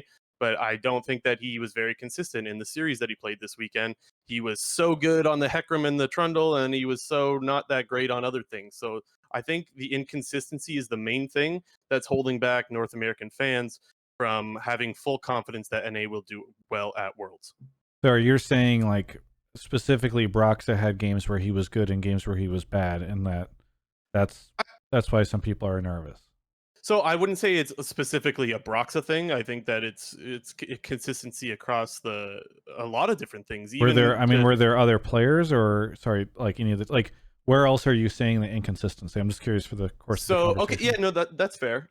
So I would say that Tactical is really good at team fighting. We saw him absolutely pop off in playoffs, but in lane, I think that bot lane died in just the last 3 series, like just died without ganks, I want to say. So that's a little inconsistent from your laning phase over to your team fight phase, and then I think even drafting is a little inconsistent. I don't think that picking Ornn into Renekton and Nidalee is ever a wise idea when you know TSM wants to play through top, or at least I think you should know TSM wants to play through top. So things like that I think are really inconsistent. I think the broader topic as well is just not being excited necessarily for some teams in North America, even if they are, what appears to be the best team. Because there's a period of time where TL seemed like the best team. Maybe you can debate, we still believe in C9 more. But people still weren't excited about TL being the best team. And I think that's where I agree with Bluejay about not being super excited, because I'm watching our best team, not in TL, let's say they're our best team. They had the lowest number of champ pools. They had a very defined play style. They only did the same certain things. And then they, thankfully, I think, for me at least, got exposed against TSM a little bit. And that's why I think I agree that, like, I can see the flaws that you have, and I can see why I think they're going to get taken advantage of. If I have to wait till Worlds to see that, then that's why I'm not that excited. And maybe I'm just fucking wrong and those problems don't crop up. But then to see it here, I think even hammers it home more, like, why people weren't excited about TL in a lot of ways. Do you think that, so I can understand why you're saying people maybe weren't excited for TL, but do you also think that Bluejay's point about inconsistency is an issue? Like, do you think that we saw a lot of inconsistency from these teams this weekend? Because, like, maybe the players had better or worse games, but it didn't necessarily, like, I wasn't looking and being like, wow, Right. TL just really isn't showing up today, or in this particular game, or something. You know. I wonder- would say they did show up, honestly, just not in every game, and that's to me where the inconsistency comes from. I'd like to hear it, Raz. Do you think TL was inconsistent in their series versus TSM, or even, I mean, to Bluejay's point, they also got solo killed by FBI and and I don't remember if it happened versus Ignar in Turtle, but A yeah. few things. Like I'll say like the overarching point, because I was thinking about it around like the negativity around their teams going into international, because this happens for a lot of wildcard regions as well. And I'm not saying, obviously I'm not making the direct comparison. I'm just saying And that it's a if wild you card region. if Raz you said go it. Jesus, if you go to Worlds and you have a set expectation and then you never reach it, like you're never gonna be consistently positive about like the next venture, right? Especially if you have the same kind of, you have the same teams, like same teams, Same same recipe. environment. Exactly. Everything come and go back into the same environment. You're like, guys, let's rile us up back together. Let's get excited about it. What about Jensen, Bjergsen, all these player names? And all you need is that one goddamn person in the room to be like, what happened in the last 3 times we went to internationals? And that sours the mood because you know exactly what they're referring to, because it's a team game at the end of the day. So like on that aspect, I can understand why the negativity exists and why people always compare it to like the expectations that we have, is because it is difficult if you don't have success. And I do think that one successful international event from a North American team, and I think Team Liquid did well, and obviously did really well last time I saw it, and that was Yeah, getting a but lot of this is hype the as thing. well. If you But say Worlds that, is immediately like, people go, "Oh, they did well." You mean in the fastest ever best of 5 that's ever existed in an international event? You know, it's like, but it also got soured by how they, like, the win versus IG. But I don't want to get back into that. I just mostly talking about like consistency around that. If they go to Worlds here and we have damn good games from like TSM, TL, or whoever, and we find, let's just say the last caller's talking about it, like 2 teams going in out of groups, or even, I mean, going into like knockout stage, or even just really competitive games against like Korean and Chinese teams, then that goes a long way. That goes a really long way for the next discussion for like a next international event. So that's the first point. I think I rambled enough for me to talk, like, to forget what the initial take is. yeah, though. it was about the consistency stuff. Like, Specifically, Oh. yeah, TL and your impressions of them, and if people were too negative on TL and were they inconsistent and stuff. I don't think they're inconsistent. I think what we saw from TL is when they went up against TSM, they just changed the way they played the game, because like they were just losing to TSM. Like they even had to adopt the what is it, the Zillion themselves. And when that happens, like I looked at that game and I was like, yeah, they don't actually know. I'm not saying about Jensen. I'm like, as a team, how to play around Zillion is difficult. So it felt as though they were making those changes and adjustments to win the series, and you don't have that much time to actually talk about the game. So they looked worse as a result. so you guys agree that it makes sense that some people are nervous about. I'm waiting for Mark to finish this conversation. I heard you. You're saying that some people are nervous about. You stalled out. Travis didn't finish that thought. So you Travis. agree that some people are. It makes sense that some people are nervous about our performance, given what some people can point to in terms of our past history. But it doesn't sound like the consistency of our teams or our players is what's an issue for either of you. I think the things so I'm always worried for one, because we're North America. So like I think there's a baseline bit of like, I don't think any team's gonna like finish number 1 in their group. Have we ever finished number 1 in a group? I actually don't even know if that's ever happened. I don't think that's ever happened. So like there's of course some baseline worry about the inherent nature of what's gonna happen. That said, some teams I'm less concerned about, whether due to play style or talent or, and that's where the variation comes from. And so for TL, I think they're all fucking great players. I have no worry about their talent, but I'm worried about their play style, So like I think those things might be why I'm more negative on TL than TSM, who I'm like, hey, I love their play style. They've got great players. I'm as excited for TSM as I've ever been for a North American team. I still think, there's huge risks of being just a North American team, but on that scale, I think they look great. Yeah. And Can I ask you guys Oh, yeah, go on. another question? Just because I like how Raz, well, honestly, all of you have basically said like in past years, NA has not done so well, and so it's easy to be nervous about going in this year.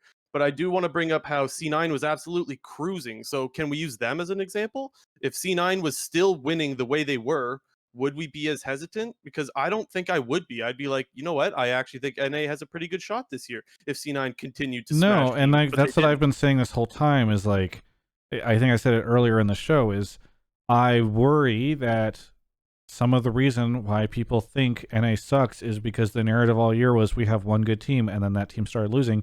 So the natural conclusion then becomes, we have no good teams. Our good team sucks now. So jot it down, I think you Travis. boomed again. Everyone's outing. yeah. Take notes. Okay. Anyways, I think the reason for that is because you can very clearly hear and see what a lot of these teams, like the top 3 teams, are working on and getting better at. It's kind of like cramming before the test. This is always a problem for a team that is not really confident in whatever style of play they're going into Worlds with. And whenever you're going to an international event, you're judged based off of like what you're best at. Like, what are you going to offer to the table? Like last year, when G2 were favorites, they had talented players, but they were a really smart team, like especially in mid game, and that's what they really kind of showcased when they went up against SKT, some of the LPL teams before the finals. Like they were just and Damwon, that they were just the smarter team and that they knew how to play out mid game properly, consistently. And this year, I feel like the Korean teams, I'm just gonna say Genji, DRX, obviously Damwon, they're really smart in how they want to play the game consistently. Like if that, and also there's from Damwon's perspective, really talented players, and the Chinese teams are have really talented players. So unless you go to JD, and I just think they're a better team fighting team. So like you're coming into an event with something you already excel at.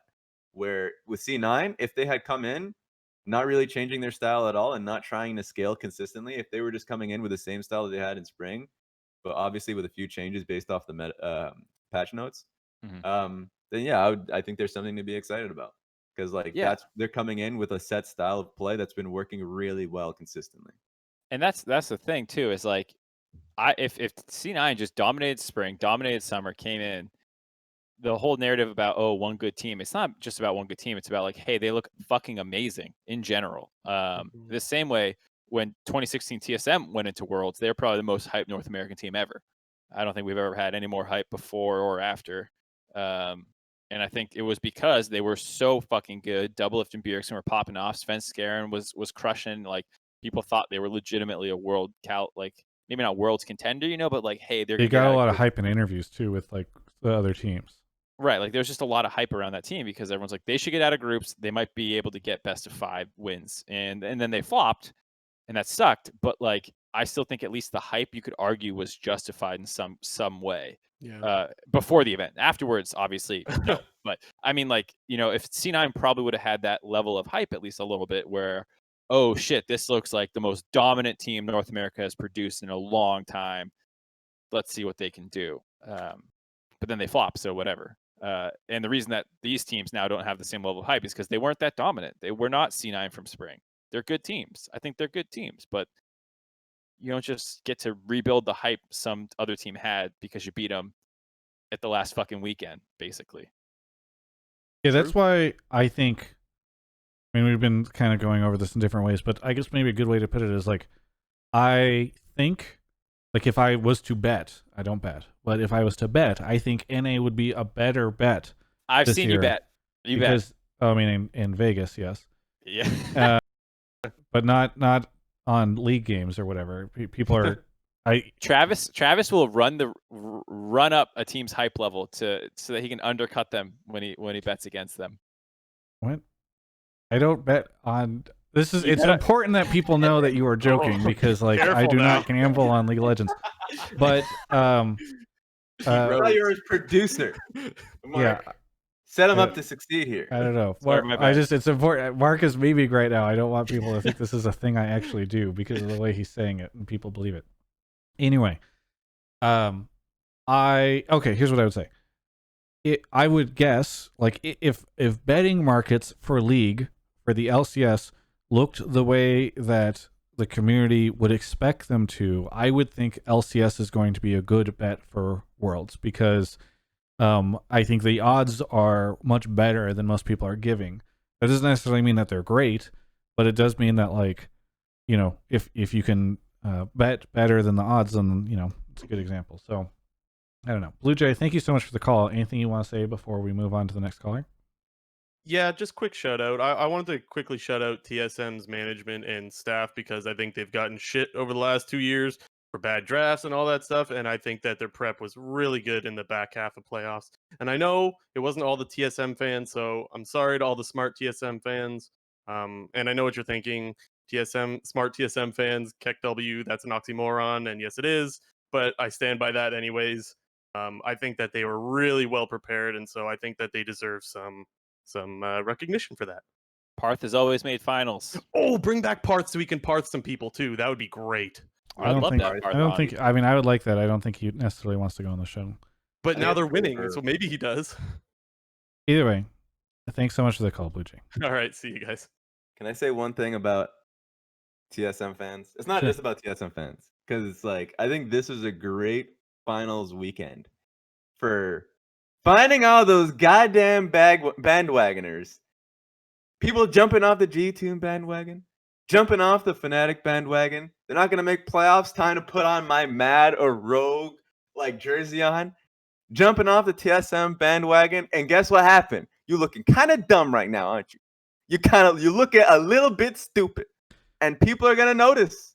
They're going to notice when you come crawling back. Whereas I feel like the TSM bandwagoners can just say, oh, I was a double F bandwagoner all this time.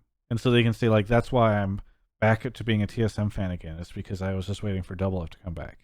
All right. I'm just saying, the people who were initially by that team and stuck with the team when they were losing, I see you. I will also say there's on the TSM fan thing, it was really fun during the TL series. Every single game I tweeted the same tweet at the end of it about the TSM is really, really overhyped by the community. And so it was either always sarcastic or serious. And like, just the comments and replies would fluctuate wildly depending on the game. And it was so funny seeing my mentions, and then I have to check which tweet they were replying to, because it's basically the same tweet every time. Twitter is great. I tweeted similar in that vein. I tweeted that thing where I said, by the way, your chat is what? You boomed again. You boomed what again. The hell? This is probably the worst episode in terms of booming, so I'm just putting that. Yeah. For the people that listen to the YouTube versions, for some reason we have audio blips sometimes that happen on stream. I don't know. Some people will say this happens on Twitch all the time. Others will on other channels, and then some people say it's only mine, and it's like, I don't know how to troubleshoot it, because I don't know what is causing it. And one dude in chat is saying it's definitely Skype, and I ask them for like any evidence of that being an issue. Like, just saying that to get you off it. Yeah, look at these guys. Yeah. Don't trust chat. Don't do it. Anyway, my apologies to Twitch chat. I honestly, like, I'm sure that is very frustrating, and I don't know how. I wish I could fix it. It's difficult when I have like literally no idea of how to start troubleshooting it, because it's like, what is causing that? It seems to happen very randomly. Anyway, I made, similar to your tweet, Mark, I made a tweet which was, where was it? It was so cool that since summer 2015, Peter's been to the finals of every LCS split he decided to participate in. Very clearly referencing the fact that Peter was not trying last split, which I thought was like somewhat clever, right? Because it's a double take. It's pretty good. And it's just great to see the people that reply that are like, what about last split, huh? Are we just forgetting about last split? And then the other people that are like, cool to hear, but what about Worlds? Let's see them get out of groups. And I'm like, wow, you guys just don't like use your brain when you read this. Mugiwara is here. Is that how you say it? Mugiwara. I didn't even get to read it, but I know you're even cooler than I thought. I know this man. Let's go. One Piece. We're standing One Piece right here. You better understand it. Here.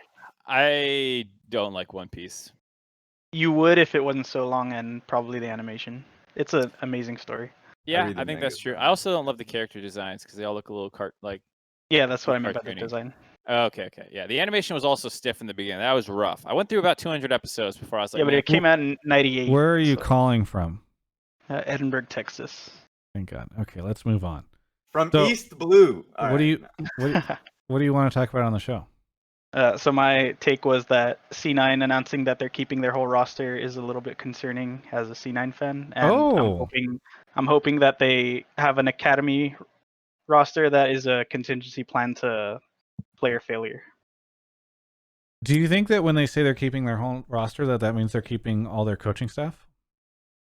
I don't. I just. But I'm also still just talking about the 5 players, the LCS players. Yeah, I'm curious if C9 is floating that by and making people think that they're not making changes when in fact saying, and I didn't see the exact wording, but I'd be very interested if the wording says we're making no changes or if it means it was the 5 players Okay. specifically. I know. so. Yeah, I'm pretty sure. I think it could be very. Yeah, I'm just curious to see what happens on the coaching staff side. Anyway, what? So you say this is concerning. Do you want to elaborate? Just a little. I mean, I love all the C9 players. I mean, obviously they put on a monstrous performance for 75% of the year. So, but I think the problems that were highlighted in the second half of summer and playoffs are these like noticeable but not easily fixable things that it's concerning if you want to keep having success, because especially if the league does just end up getting better, it'll be hard for them to get. So I have like little footnotes here. For Licorice, I'm mostly concerned with just his mentality and also where he decides to pick champions. I think it's very strange, like how I mean, he's amazing at the kill. He like wants to play him regardless of what his team comp is, and that's Do we know a that that's true? issue also.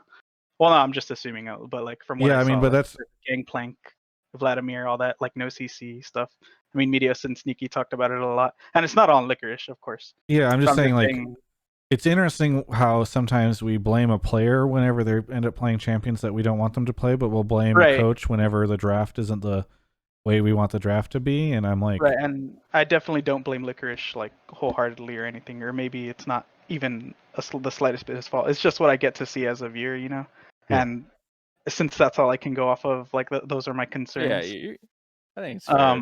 Blabber, like when he came into C9 originally, Reaper had that joke about how he's just a brain off player, and it really came back in playoffs in the second half. Like it's so disheartening to see him thinking that they could win those level 1s in the Fly series, and like I love that he wants to take every fight, and it worked for so long, so I can totally get why. But he really did stop like analyzing his team comp, their team comp, everything. Or I mean, at least that's what it looks like, I should say. And Niski, definitely, there's the issue of his control mage impact. Like I know he can play him. I think he plays him really well, and he definitely is surrounded by strong enough players that they don't have to be like superstars. But I mean, he's no Bjergsen, he's no Jensen, he's no Power of Evil on control mages like a Zero Oriana. Sven, if they couldn't find success on Caitlyn, it is just concerning. I don't know what it was. You know, it's not his fault or anything. And I'm glad that he had the spring split to show that he's like legitimately like one of the best AD carries. I'm not like too concerned about the bot lane, but those Ezreal games are really scarring as a C9 fan. So I still like I have my reservations about everything like that. And of course, this could all be on Reaper too. But I mean, they said in the Dom interview that they weren't finding success with Caitlyn, and that's why they have to keep banning it, and I'm pretty sure it really hindered them. Yeah, so I mean, I think I don't think any of your assessment of the player concerns are off base or anything like that. I think, those are all fair things for the most part. On the outside, in terms if that's fan criticism, that's pretty reasonable. So like, I think all these things are good to point out, but I think there's this sort of. That's why my take is not that, like, I trust C9's decision, but I'm hoping that they have a contingency plan with Academy, and I'm glad Raz is here because I'm sure he could speak to the strengths of the current Academy roster. I know I was watching the finals, and I know he talked a lot really highly about Palafox, so I'm glad that he's there. I'd like to maybe see him stay so he can shadow Niski and they can both help each other. I'm not too sure about the rest though. Yeah, I'm still in favor of run it back. I think, with all those problems given, I mean, every roster has its problems. If you say everything that's an issue with TL, everything that's an issue with FlyQuest, everything that's an issue with TSM, you'll always have things to talk about. And I think you saw the peak of this team, and it was insane. And so I think it's fine to chase that for one more year. They've only played 1 year together. I think if the players are all still on good terms, and this team hasn't plateaued on an emotional level, I don't think that they've necessarily plateaued on a skill level either. Then, as long as they're all still motivated, still hungry, and still get along, so I think running it back is totally fine. The contingency plan is always good to have, but I am 100% in favor of running this lineup back with the idea also that you're not just going to make a better roster that easily either. It's also about what you can find. Mm-hmm. Yeah, I agree. I mean, I agree with that. I like I said, I'm a C9 fan. I want to see them win. This year was extremely heartbreaking. Like even in spring, I had to start coping with the idea that Sneaky might not play again. Thanks, Travis, for making sure that that doesn't happen. But let me give you some inspiration, C9 fan. The team has already failed once, and it's the same team. The meta will be different, but you got the same 5 players. Hopefully, this means that they've found their problem areas. They can address those, and you already see the peak. They might not reach that exact same peak again, but you at least know that they've gone through the valley, and that they shouldn't go there again, because you can at least say, this part is what we were bad at. Let's not do that. Let's fix these things. Yeah. My big point that I would throw in, like, there are a few teams that'll face this where they're super like successful within their own region, like stage games and scrims, and you just have a huge issue of confirmation bias. Like I've had the same issue as well, where like scrims are just going really well, you're 5-0ing throughout the week, and I can't imagine what C9 would feel like throughout an entire split of 5-0ing, in scrims, and so confirmations bias is really difficult to really face because you have concerns and you're kind of working with concepts and you're kind of like, conceptually this shouldn't work, but it's working, and like kind of going through a lot of scenarios where you should be failing and that's not the case. And so getting a real sturdy kind of way in which you want to play the game when the patches are literally just changing the meta so frequently throughout the split, I can understand why they started kind of coming to the same conclusions that they did for whatever. And I don't know, I don't have insight on any of the scrims that they've had, obviously going into playoffs with either like FlyQuest or whoever, and if that was still a consistent thing. But Ezreal Yumi either looks really fucking OP or it just doesn't look useful at all. Like that's just the reality. And like conceptually, it works really well, but if you're not playing against it and kind of playing counter to it, then you don't get the amount of experience of like, this is what makes it really hard to play the game. Because I know SK had that same issue in their own playoffs as well. So being able to run that consistently in practice and getting good conclusions out of that is pretty difficult. And they're a team that's winning consistently. So when they were running those comps, by the way, just a small point, draft is a team kind of thing, and it's also on the coaching staff. So I wouldn't really blame any players or look at the players for just like drafting ideas. Obviously, like they have a huge impact in what they want to play or like what they think is good in a comp conceptually, but it's a team kind of building the comp together, and the coaching staff like making sure that it makes sense. A good example that I saw in a playoffs game where I was like, wow, this like their comp doesn't really make sense to how they want to play the game, was when they were playing Ezreal Yumi like GP top lane. Like all of these picks that outscale and they should be comfortable like not like just chilling out and waiting as the game goes on. And then like Blabber Lee Sin sees an option to fight. You see double teleport, everyone goes in, and then they just naturally lose because they're the worst team at that point of the game. And I was like, wow, this is a fight that they would probably win earlier on in the split if they're playing champions that make sense to scrapping early. So I think it really was just a team identity thing, and whatever happened internally. But like I like the idea of running it back. I think far too many teams have like knee-jerk reactions to like a bad end of split and change things wholesale when they have the option to run the same kind of roster and learn from the mistakes that they had in the past. So I think it's good. to still keep the same team and recognize that like this is what we failed on. Let's never have. Let's not. That should never happen again. I think the other thing people are forgetting, we've talked a lot about this, so I'm going to make my bit a little shorter, but like, one, I think this will be a difficult offseason to make big changes. And it's not clear to me what players they could get if they really wanted to replace people. And I think it's also really difficult to identify the players that you would replace, right? It's not like, oh man, if only we just had one different situation, but I don't know, one different player, then it would be a totally different situation. The other thing is Spring Split is what you play first. And so like, I think it is okay for if in normal situations we say, hey, we'd love to see teams experiment in spring. Well, I think if you're kind of nervous about this roster, but it did really well, I think it's kind of okay to quote unquote experiment by letting it play again in spring, right? And like, guess what? You will still have time to fix it. And you can be prepared to you can set yourself up for success, right? By, as the caller said, academy or whatever. But I don't know. I think you can hedge your bets and see how things shake out in spring and make changes for summer if you need to.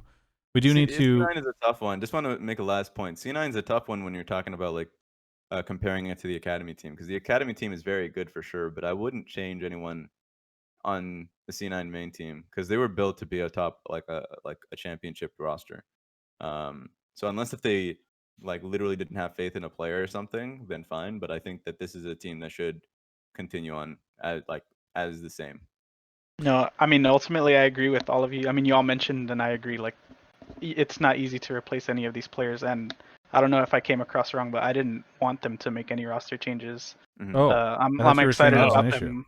Yeah. No, I was saying it's concerning, like, just because, like, they announced it so soon, like, that maybe they didn't look into anything. But ultimately, like, my whole point was that, like, I just would like mental booms or different things like you can never see coming, like Olay and Crown, like where they just had these fall offs like you couldn't account for. I would like if the academy roster was strong enough to slot in and not be like a detriment to the team, which I mean they won the academy worlds, so I'm not too concerned, but I didn't watch a lot of. I mean, I was hoping Raz would talk more about their strengths and stuff, but yeah, well, if you want to give a very brief version, Raz, this call's been very long. I'll mute you.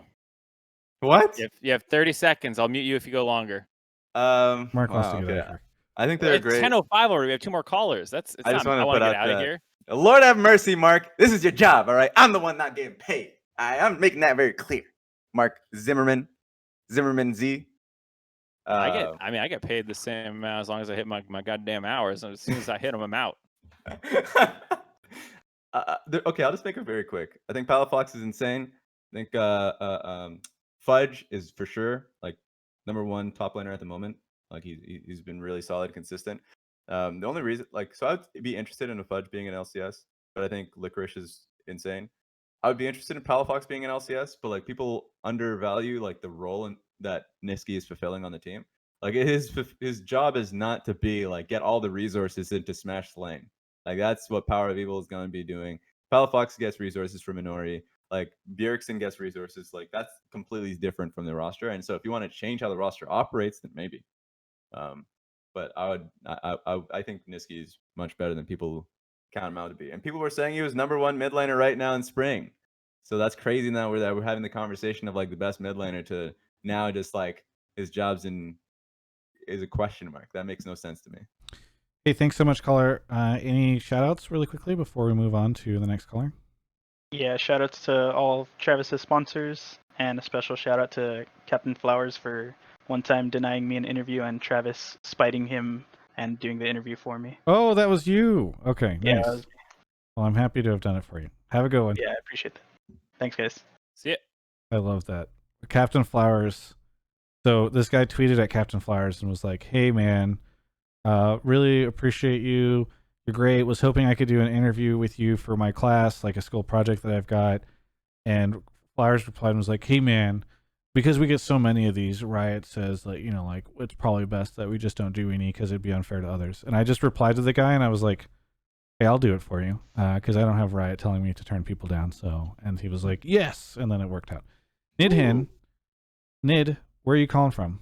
Hey, that's good. I'm calling from Calgary, Canada. Oh, we hit the jackpot.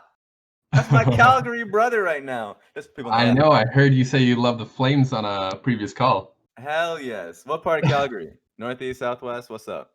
Northeast. Ah, that's what I love to see. And he said it too. All right. I'm not going to explain it, but yes, agreed. Yeah, but wonderful. So, Nid. want to hear the take? Yes. All right.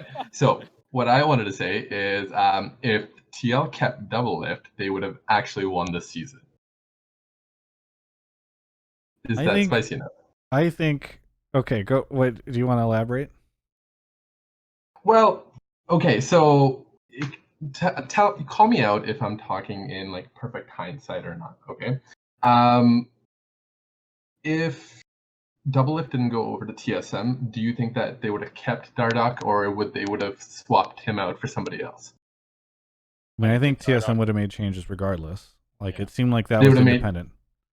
Okay, so I don't think there was anyone good or available enough that would have given Bjergsen the confidence that he needed to pop off as much as he did in this specific season. What he said in his interviews, even with you and throughout, I don't know, many other interviewers, what he said was that he needed the confidence in his other lanes where he didn't have to go and carry them. So the only person that I could see coming in to save the day was double lift and bringing Biofrost along with him in order to just give that bot lane, just giving Bjergsen the confidence that they're not going to be completely trashed on. And yeah, I think if TL were to keep double lift, I'm pissed off that they gave up on him in one split. He did say he did carry TL for such a long time, and that they gave up on him after one split is kind of tragic, I feel. So, okay. That's not really debatable whether he carried him or carried the team sure. or not, because sorry, we're running low on time, so I want to make sure we move on. Go ahead. Did you have any other elements of your take, or should we just dive in? Well, there's a portion I wanted to mention on how no, actually, okay, we're short on time. Go ahead. So here's the two ways of looking at this. One, there's the way of looking at it just sort of like team strength thing. I do agree that double lift coming in, it really felt like, especially by the end of the split, that TSM, just as a team, they all kind of figured out their shit, and like double lift started to return to the form that we had expected from him from previous years, and like him and Bjergsen seemed to be able to sort of set the tone for the team based off of what we've heard on how that team works. And so you say, okay, well, double lift's not there. Maybe TSM can't do that. And you say, okay, TL was really close. Maybe we think that double lift performed better in playoffs. And so, than tactical, even though tactical is really good. So maybe you say, okay, that means that TL can win. Here's the other side of it. I think TL would be still pretty boomed if double lift was there. Like that relationship, I think, was pretty soured from even what we saw publicly, right? So it's hard to imagine that team like figures out all their shit, everything goes great, everyone's happy, and then they just go on their merry way and get first. Yeah. The human element is something that you're definitely overlooking a little bit, where you said they gave up on him. If I'm double lift's teammate, he gave up on me. What are you talking about? He didn't give a fuck spring split. He said it as much publicly. He, in the interviews nowadays, but he did defend that. No, he did defend that. No, he admitted he admitted that was a massive mistake in his interview with Travis. He said he should not have said that as disrespectful to his teammates. That's true. So it was actually in an interview yesterday that he actually sent corrected, because he said, okay, spring split not mattering. It came to be correct because C9 dominated the spring split and did excellent. And then what happened? Their dominance didn't really count for much when it came to... This isn't even related to the point. He said in that interview, the one that I'm referencing as well, that he still felt that way and that he didn't feel wrong feeling that way. The part that was wrong was how he acted and communicating it publicly. That's correct. That's true. Right. So your point that you're raising now does not contradict anything I just said. I don't know about that, but Why I don't agree with that is because he had a valid point. Yes, he should have done better, and even he admitted that he should have done better. I don't understand how but- you're literally debating Doublelift's own point where he says, I shouldn't have said that. It was not nice. Like, it wasn't good to my teammates, and that's on me. Like, do you disagree with him saying that? No, I completely agree with that. I think we're losing the The topic main here. point that I want to get down to I want to get to the point of this. Well, there's one more thing I have to say Okay, before, and alright. I'm over this fucking topic after this. One, it was a human issue. Regardless of whether you think Doublelift said X, Y, and Z in this interview, it doesn't matter. And to Travis's point, the reputation was soured. The not Relationship was soured. Mhm. Second, and this is a hilarious thing that Empire said in chat, which is actually arguably true. TL can't play through topside. So even if you put Doublelift on that roster and he played Senna, 4 games, you don't have Brokenblade and Bjergsen snowballing topside in their wins. So you could make the argument that you might have had the same result on TL. Okay. So you're saying you can make the argument that you can, Mark? I'm saying you can make the argument that Doublelift on TL doesn't do anything different. Oh, than that what- they would have had they would have had the same result they did this time. Not okay. right, because you can't. Oh. Not the make- same you as can't result make. as You TSM. cannot make TL's playstyles TSM, which is how they won. Raz, would you like to come in with a little levity? But I don't- and perhaps I don't good think humor? TSM would have had the results that they had, right? And we're not talking about TSM. We're talking about TL. I don't want us to kind of bastardize the main topic. The main topic was literally just like if Team Liquid, Kept Doublelift, they win. yeah, they win. Which I think is the problem. That's not true. I think like they still have an issue with jungle and top lane. That's the main issue for me. That doesn't change. And actually, tactical was a boost in laning phase. And actually had some good games in playoffs. So I can't even say anything necessarily about veteranship and having the experience because I think that wasn't an issue. So I think, and also another point too is TSM.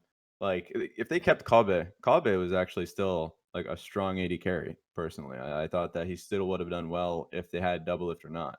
And Bjergsen's performance, all of this is all based off of having insider knowledge of like how Bjergsen would have operated with the experience of one AD carry versus the other, which I don't think is anyone's really qualified other than anyone in the team to really give an answer on that. But what I saw was just Bjergsen's individual performance. So I don't think the TL would win the split just off that one change alone. Yeah, and to be clear, I think this was a mutually beneficial situation. I think it worked out much better for Doublelift. I think it worked out much better for TSM, and I think it worked out better for TL as well. Like, I don't think TSM wins with Kabe staying. I would never make that argument. I don't think. I think Doublelift had a fantastic split, and I think that this was a mutually beneficial situation for every party. Did TSM, not work TL. out. Not every party. Golden Guardians maybe would have Oof. benefited in a world Oof. where, or Cloud9 would have benefited in a world where That's true. where this trade had not happened. Sorry, Raz.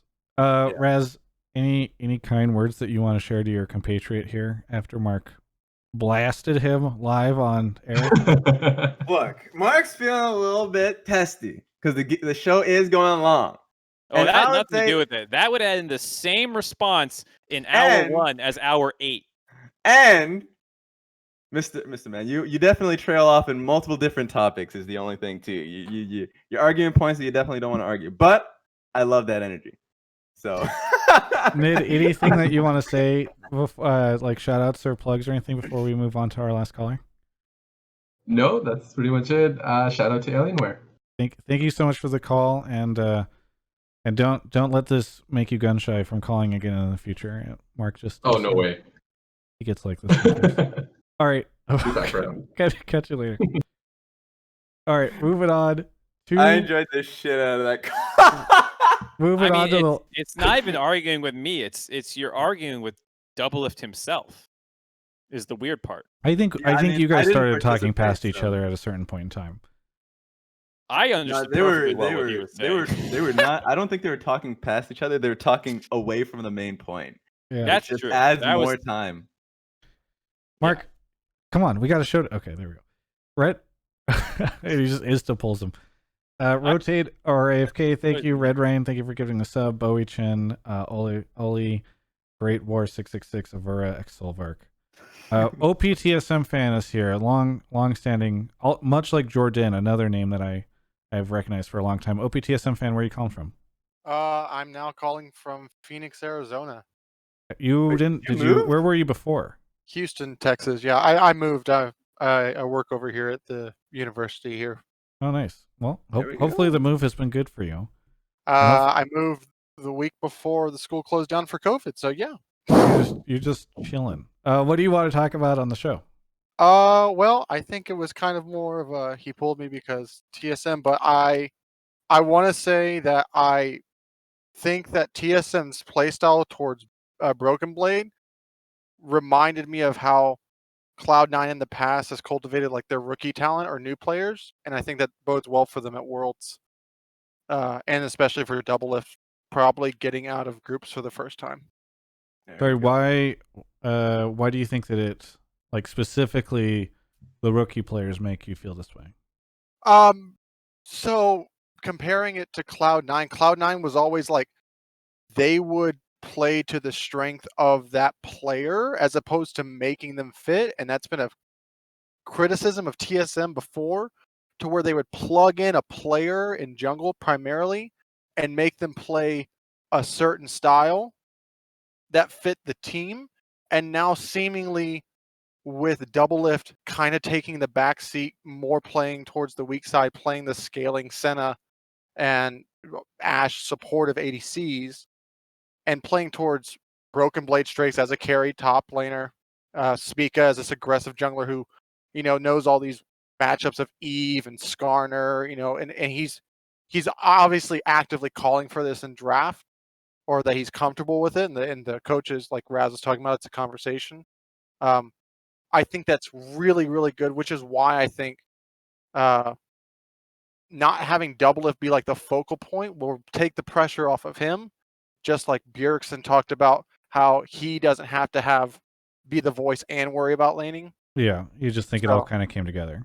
Yeah, I think it's a maturity moment for not only like Doublelift playing kind of like second fiddle or even third in some cases, but just also for the organization of TSM, that they finally have like moved to this point to where maybe it's not 4 awards anymore, right?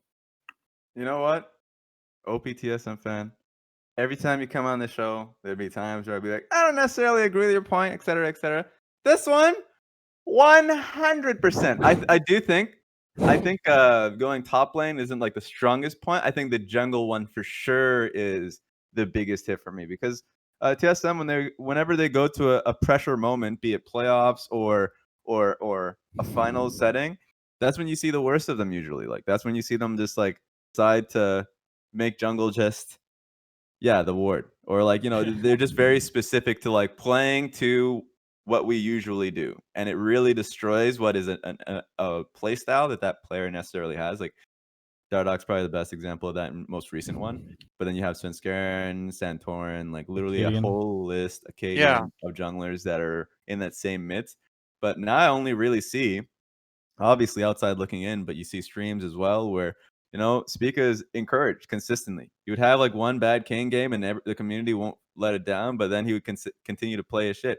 I think in the game 5, he was able to play carry jungler, and then you saw Camille topside, and they were playing away from Doublelift bio towards their topside strong side. Like that's something where like you wouldn't see from a TSM in the past.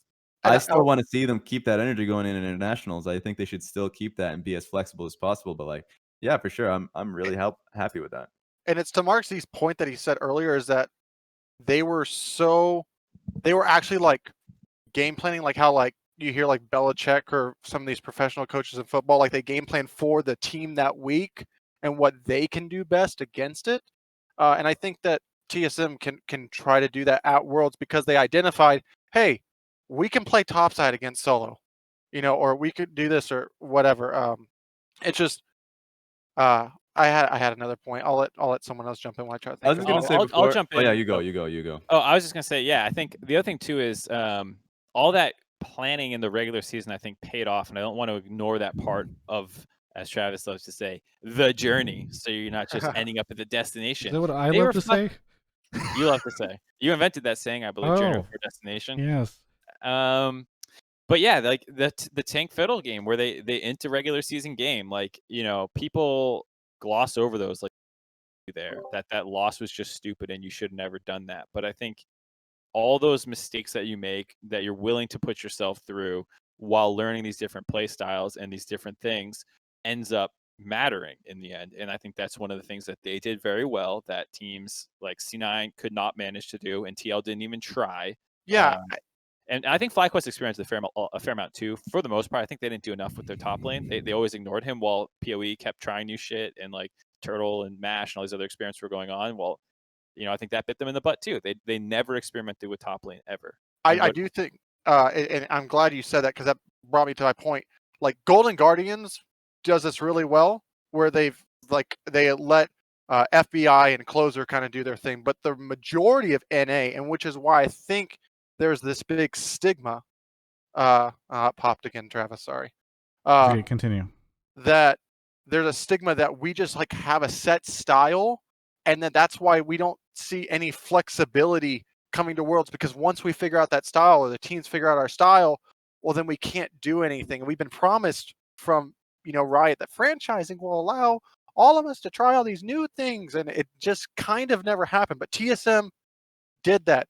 You know, we saw FlyQuest do that. Golden Guardians did that this split. And if more teams try to not make a product that gets them wins, but a product that can grow over the course of the season, especially with Spring Split not mattering as much currently, unless they change the format again, I think you will see the growth of NA as a region when you're trying to make a learning experience. You don't just grab someone and say, well, that's what their niche is, or that we have to fit their style. No, you should expand and, you know, try to get them to do that. TSM doesn't win spring finals if they don't let Spica int on Kane in game 1 of the regular season.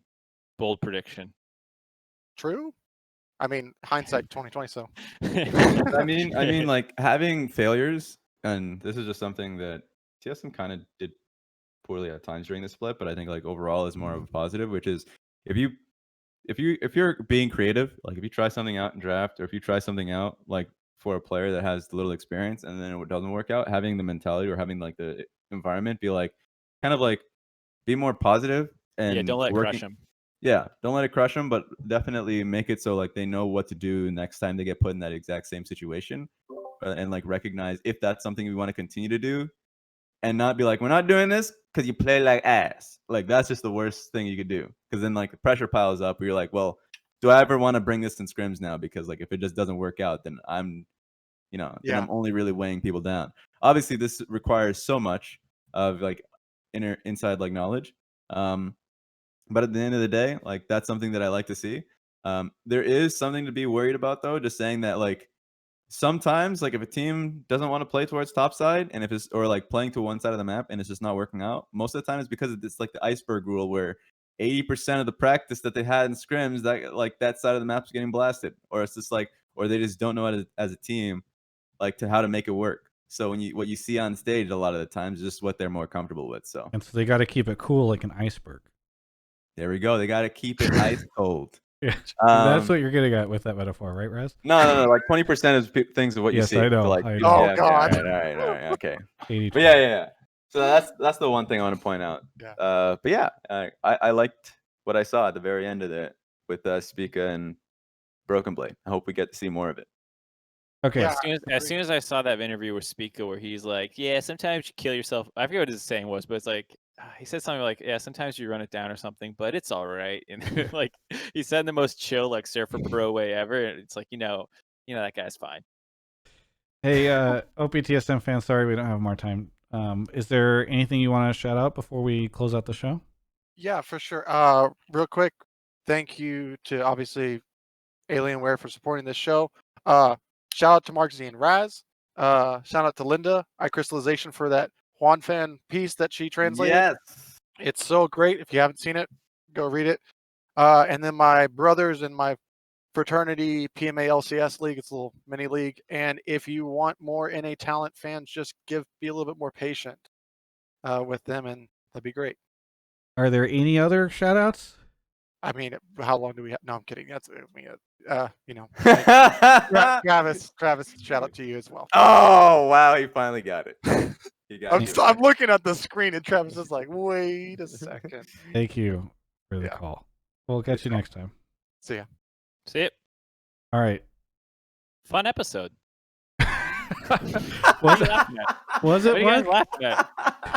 I had a I lot just of love fun. how What do the you guys- last taste. Just- the I just last felt- taste was. Yeah, there was a the little bit of argument that tension at Mark the end of the had. show. What are you talking about?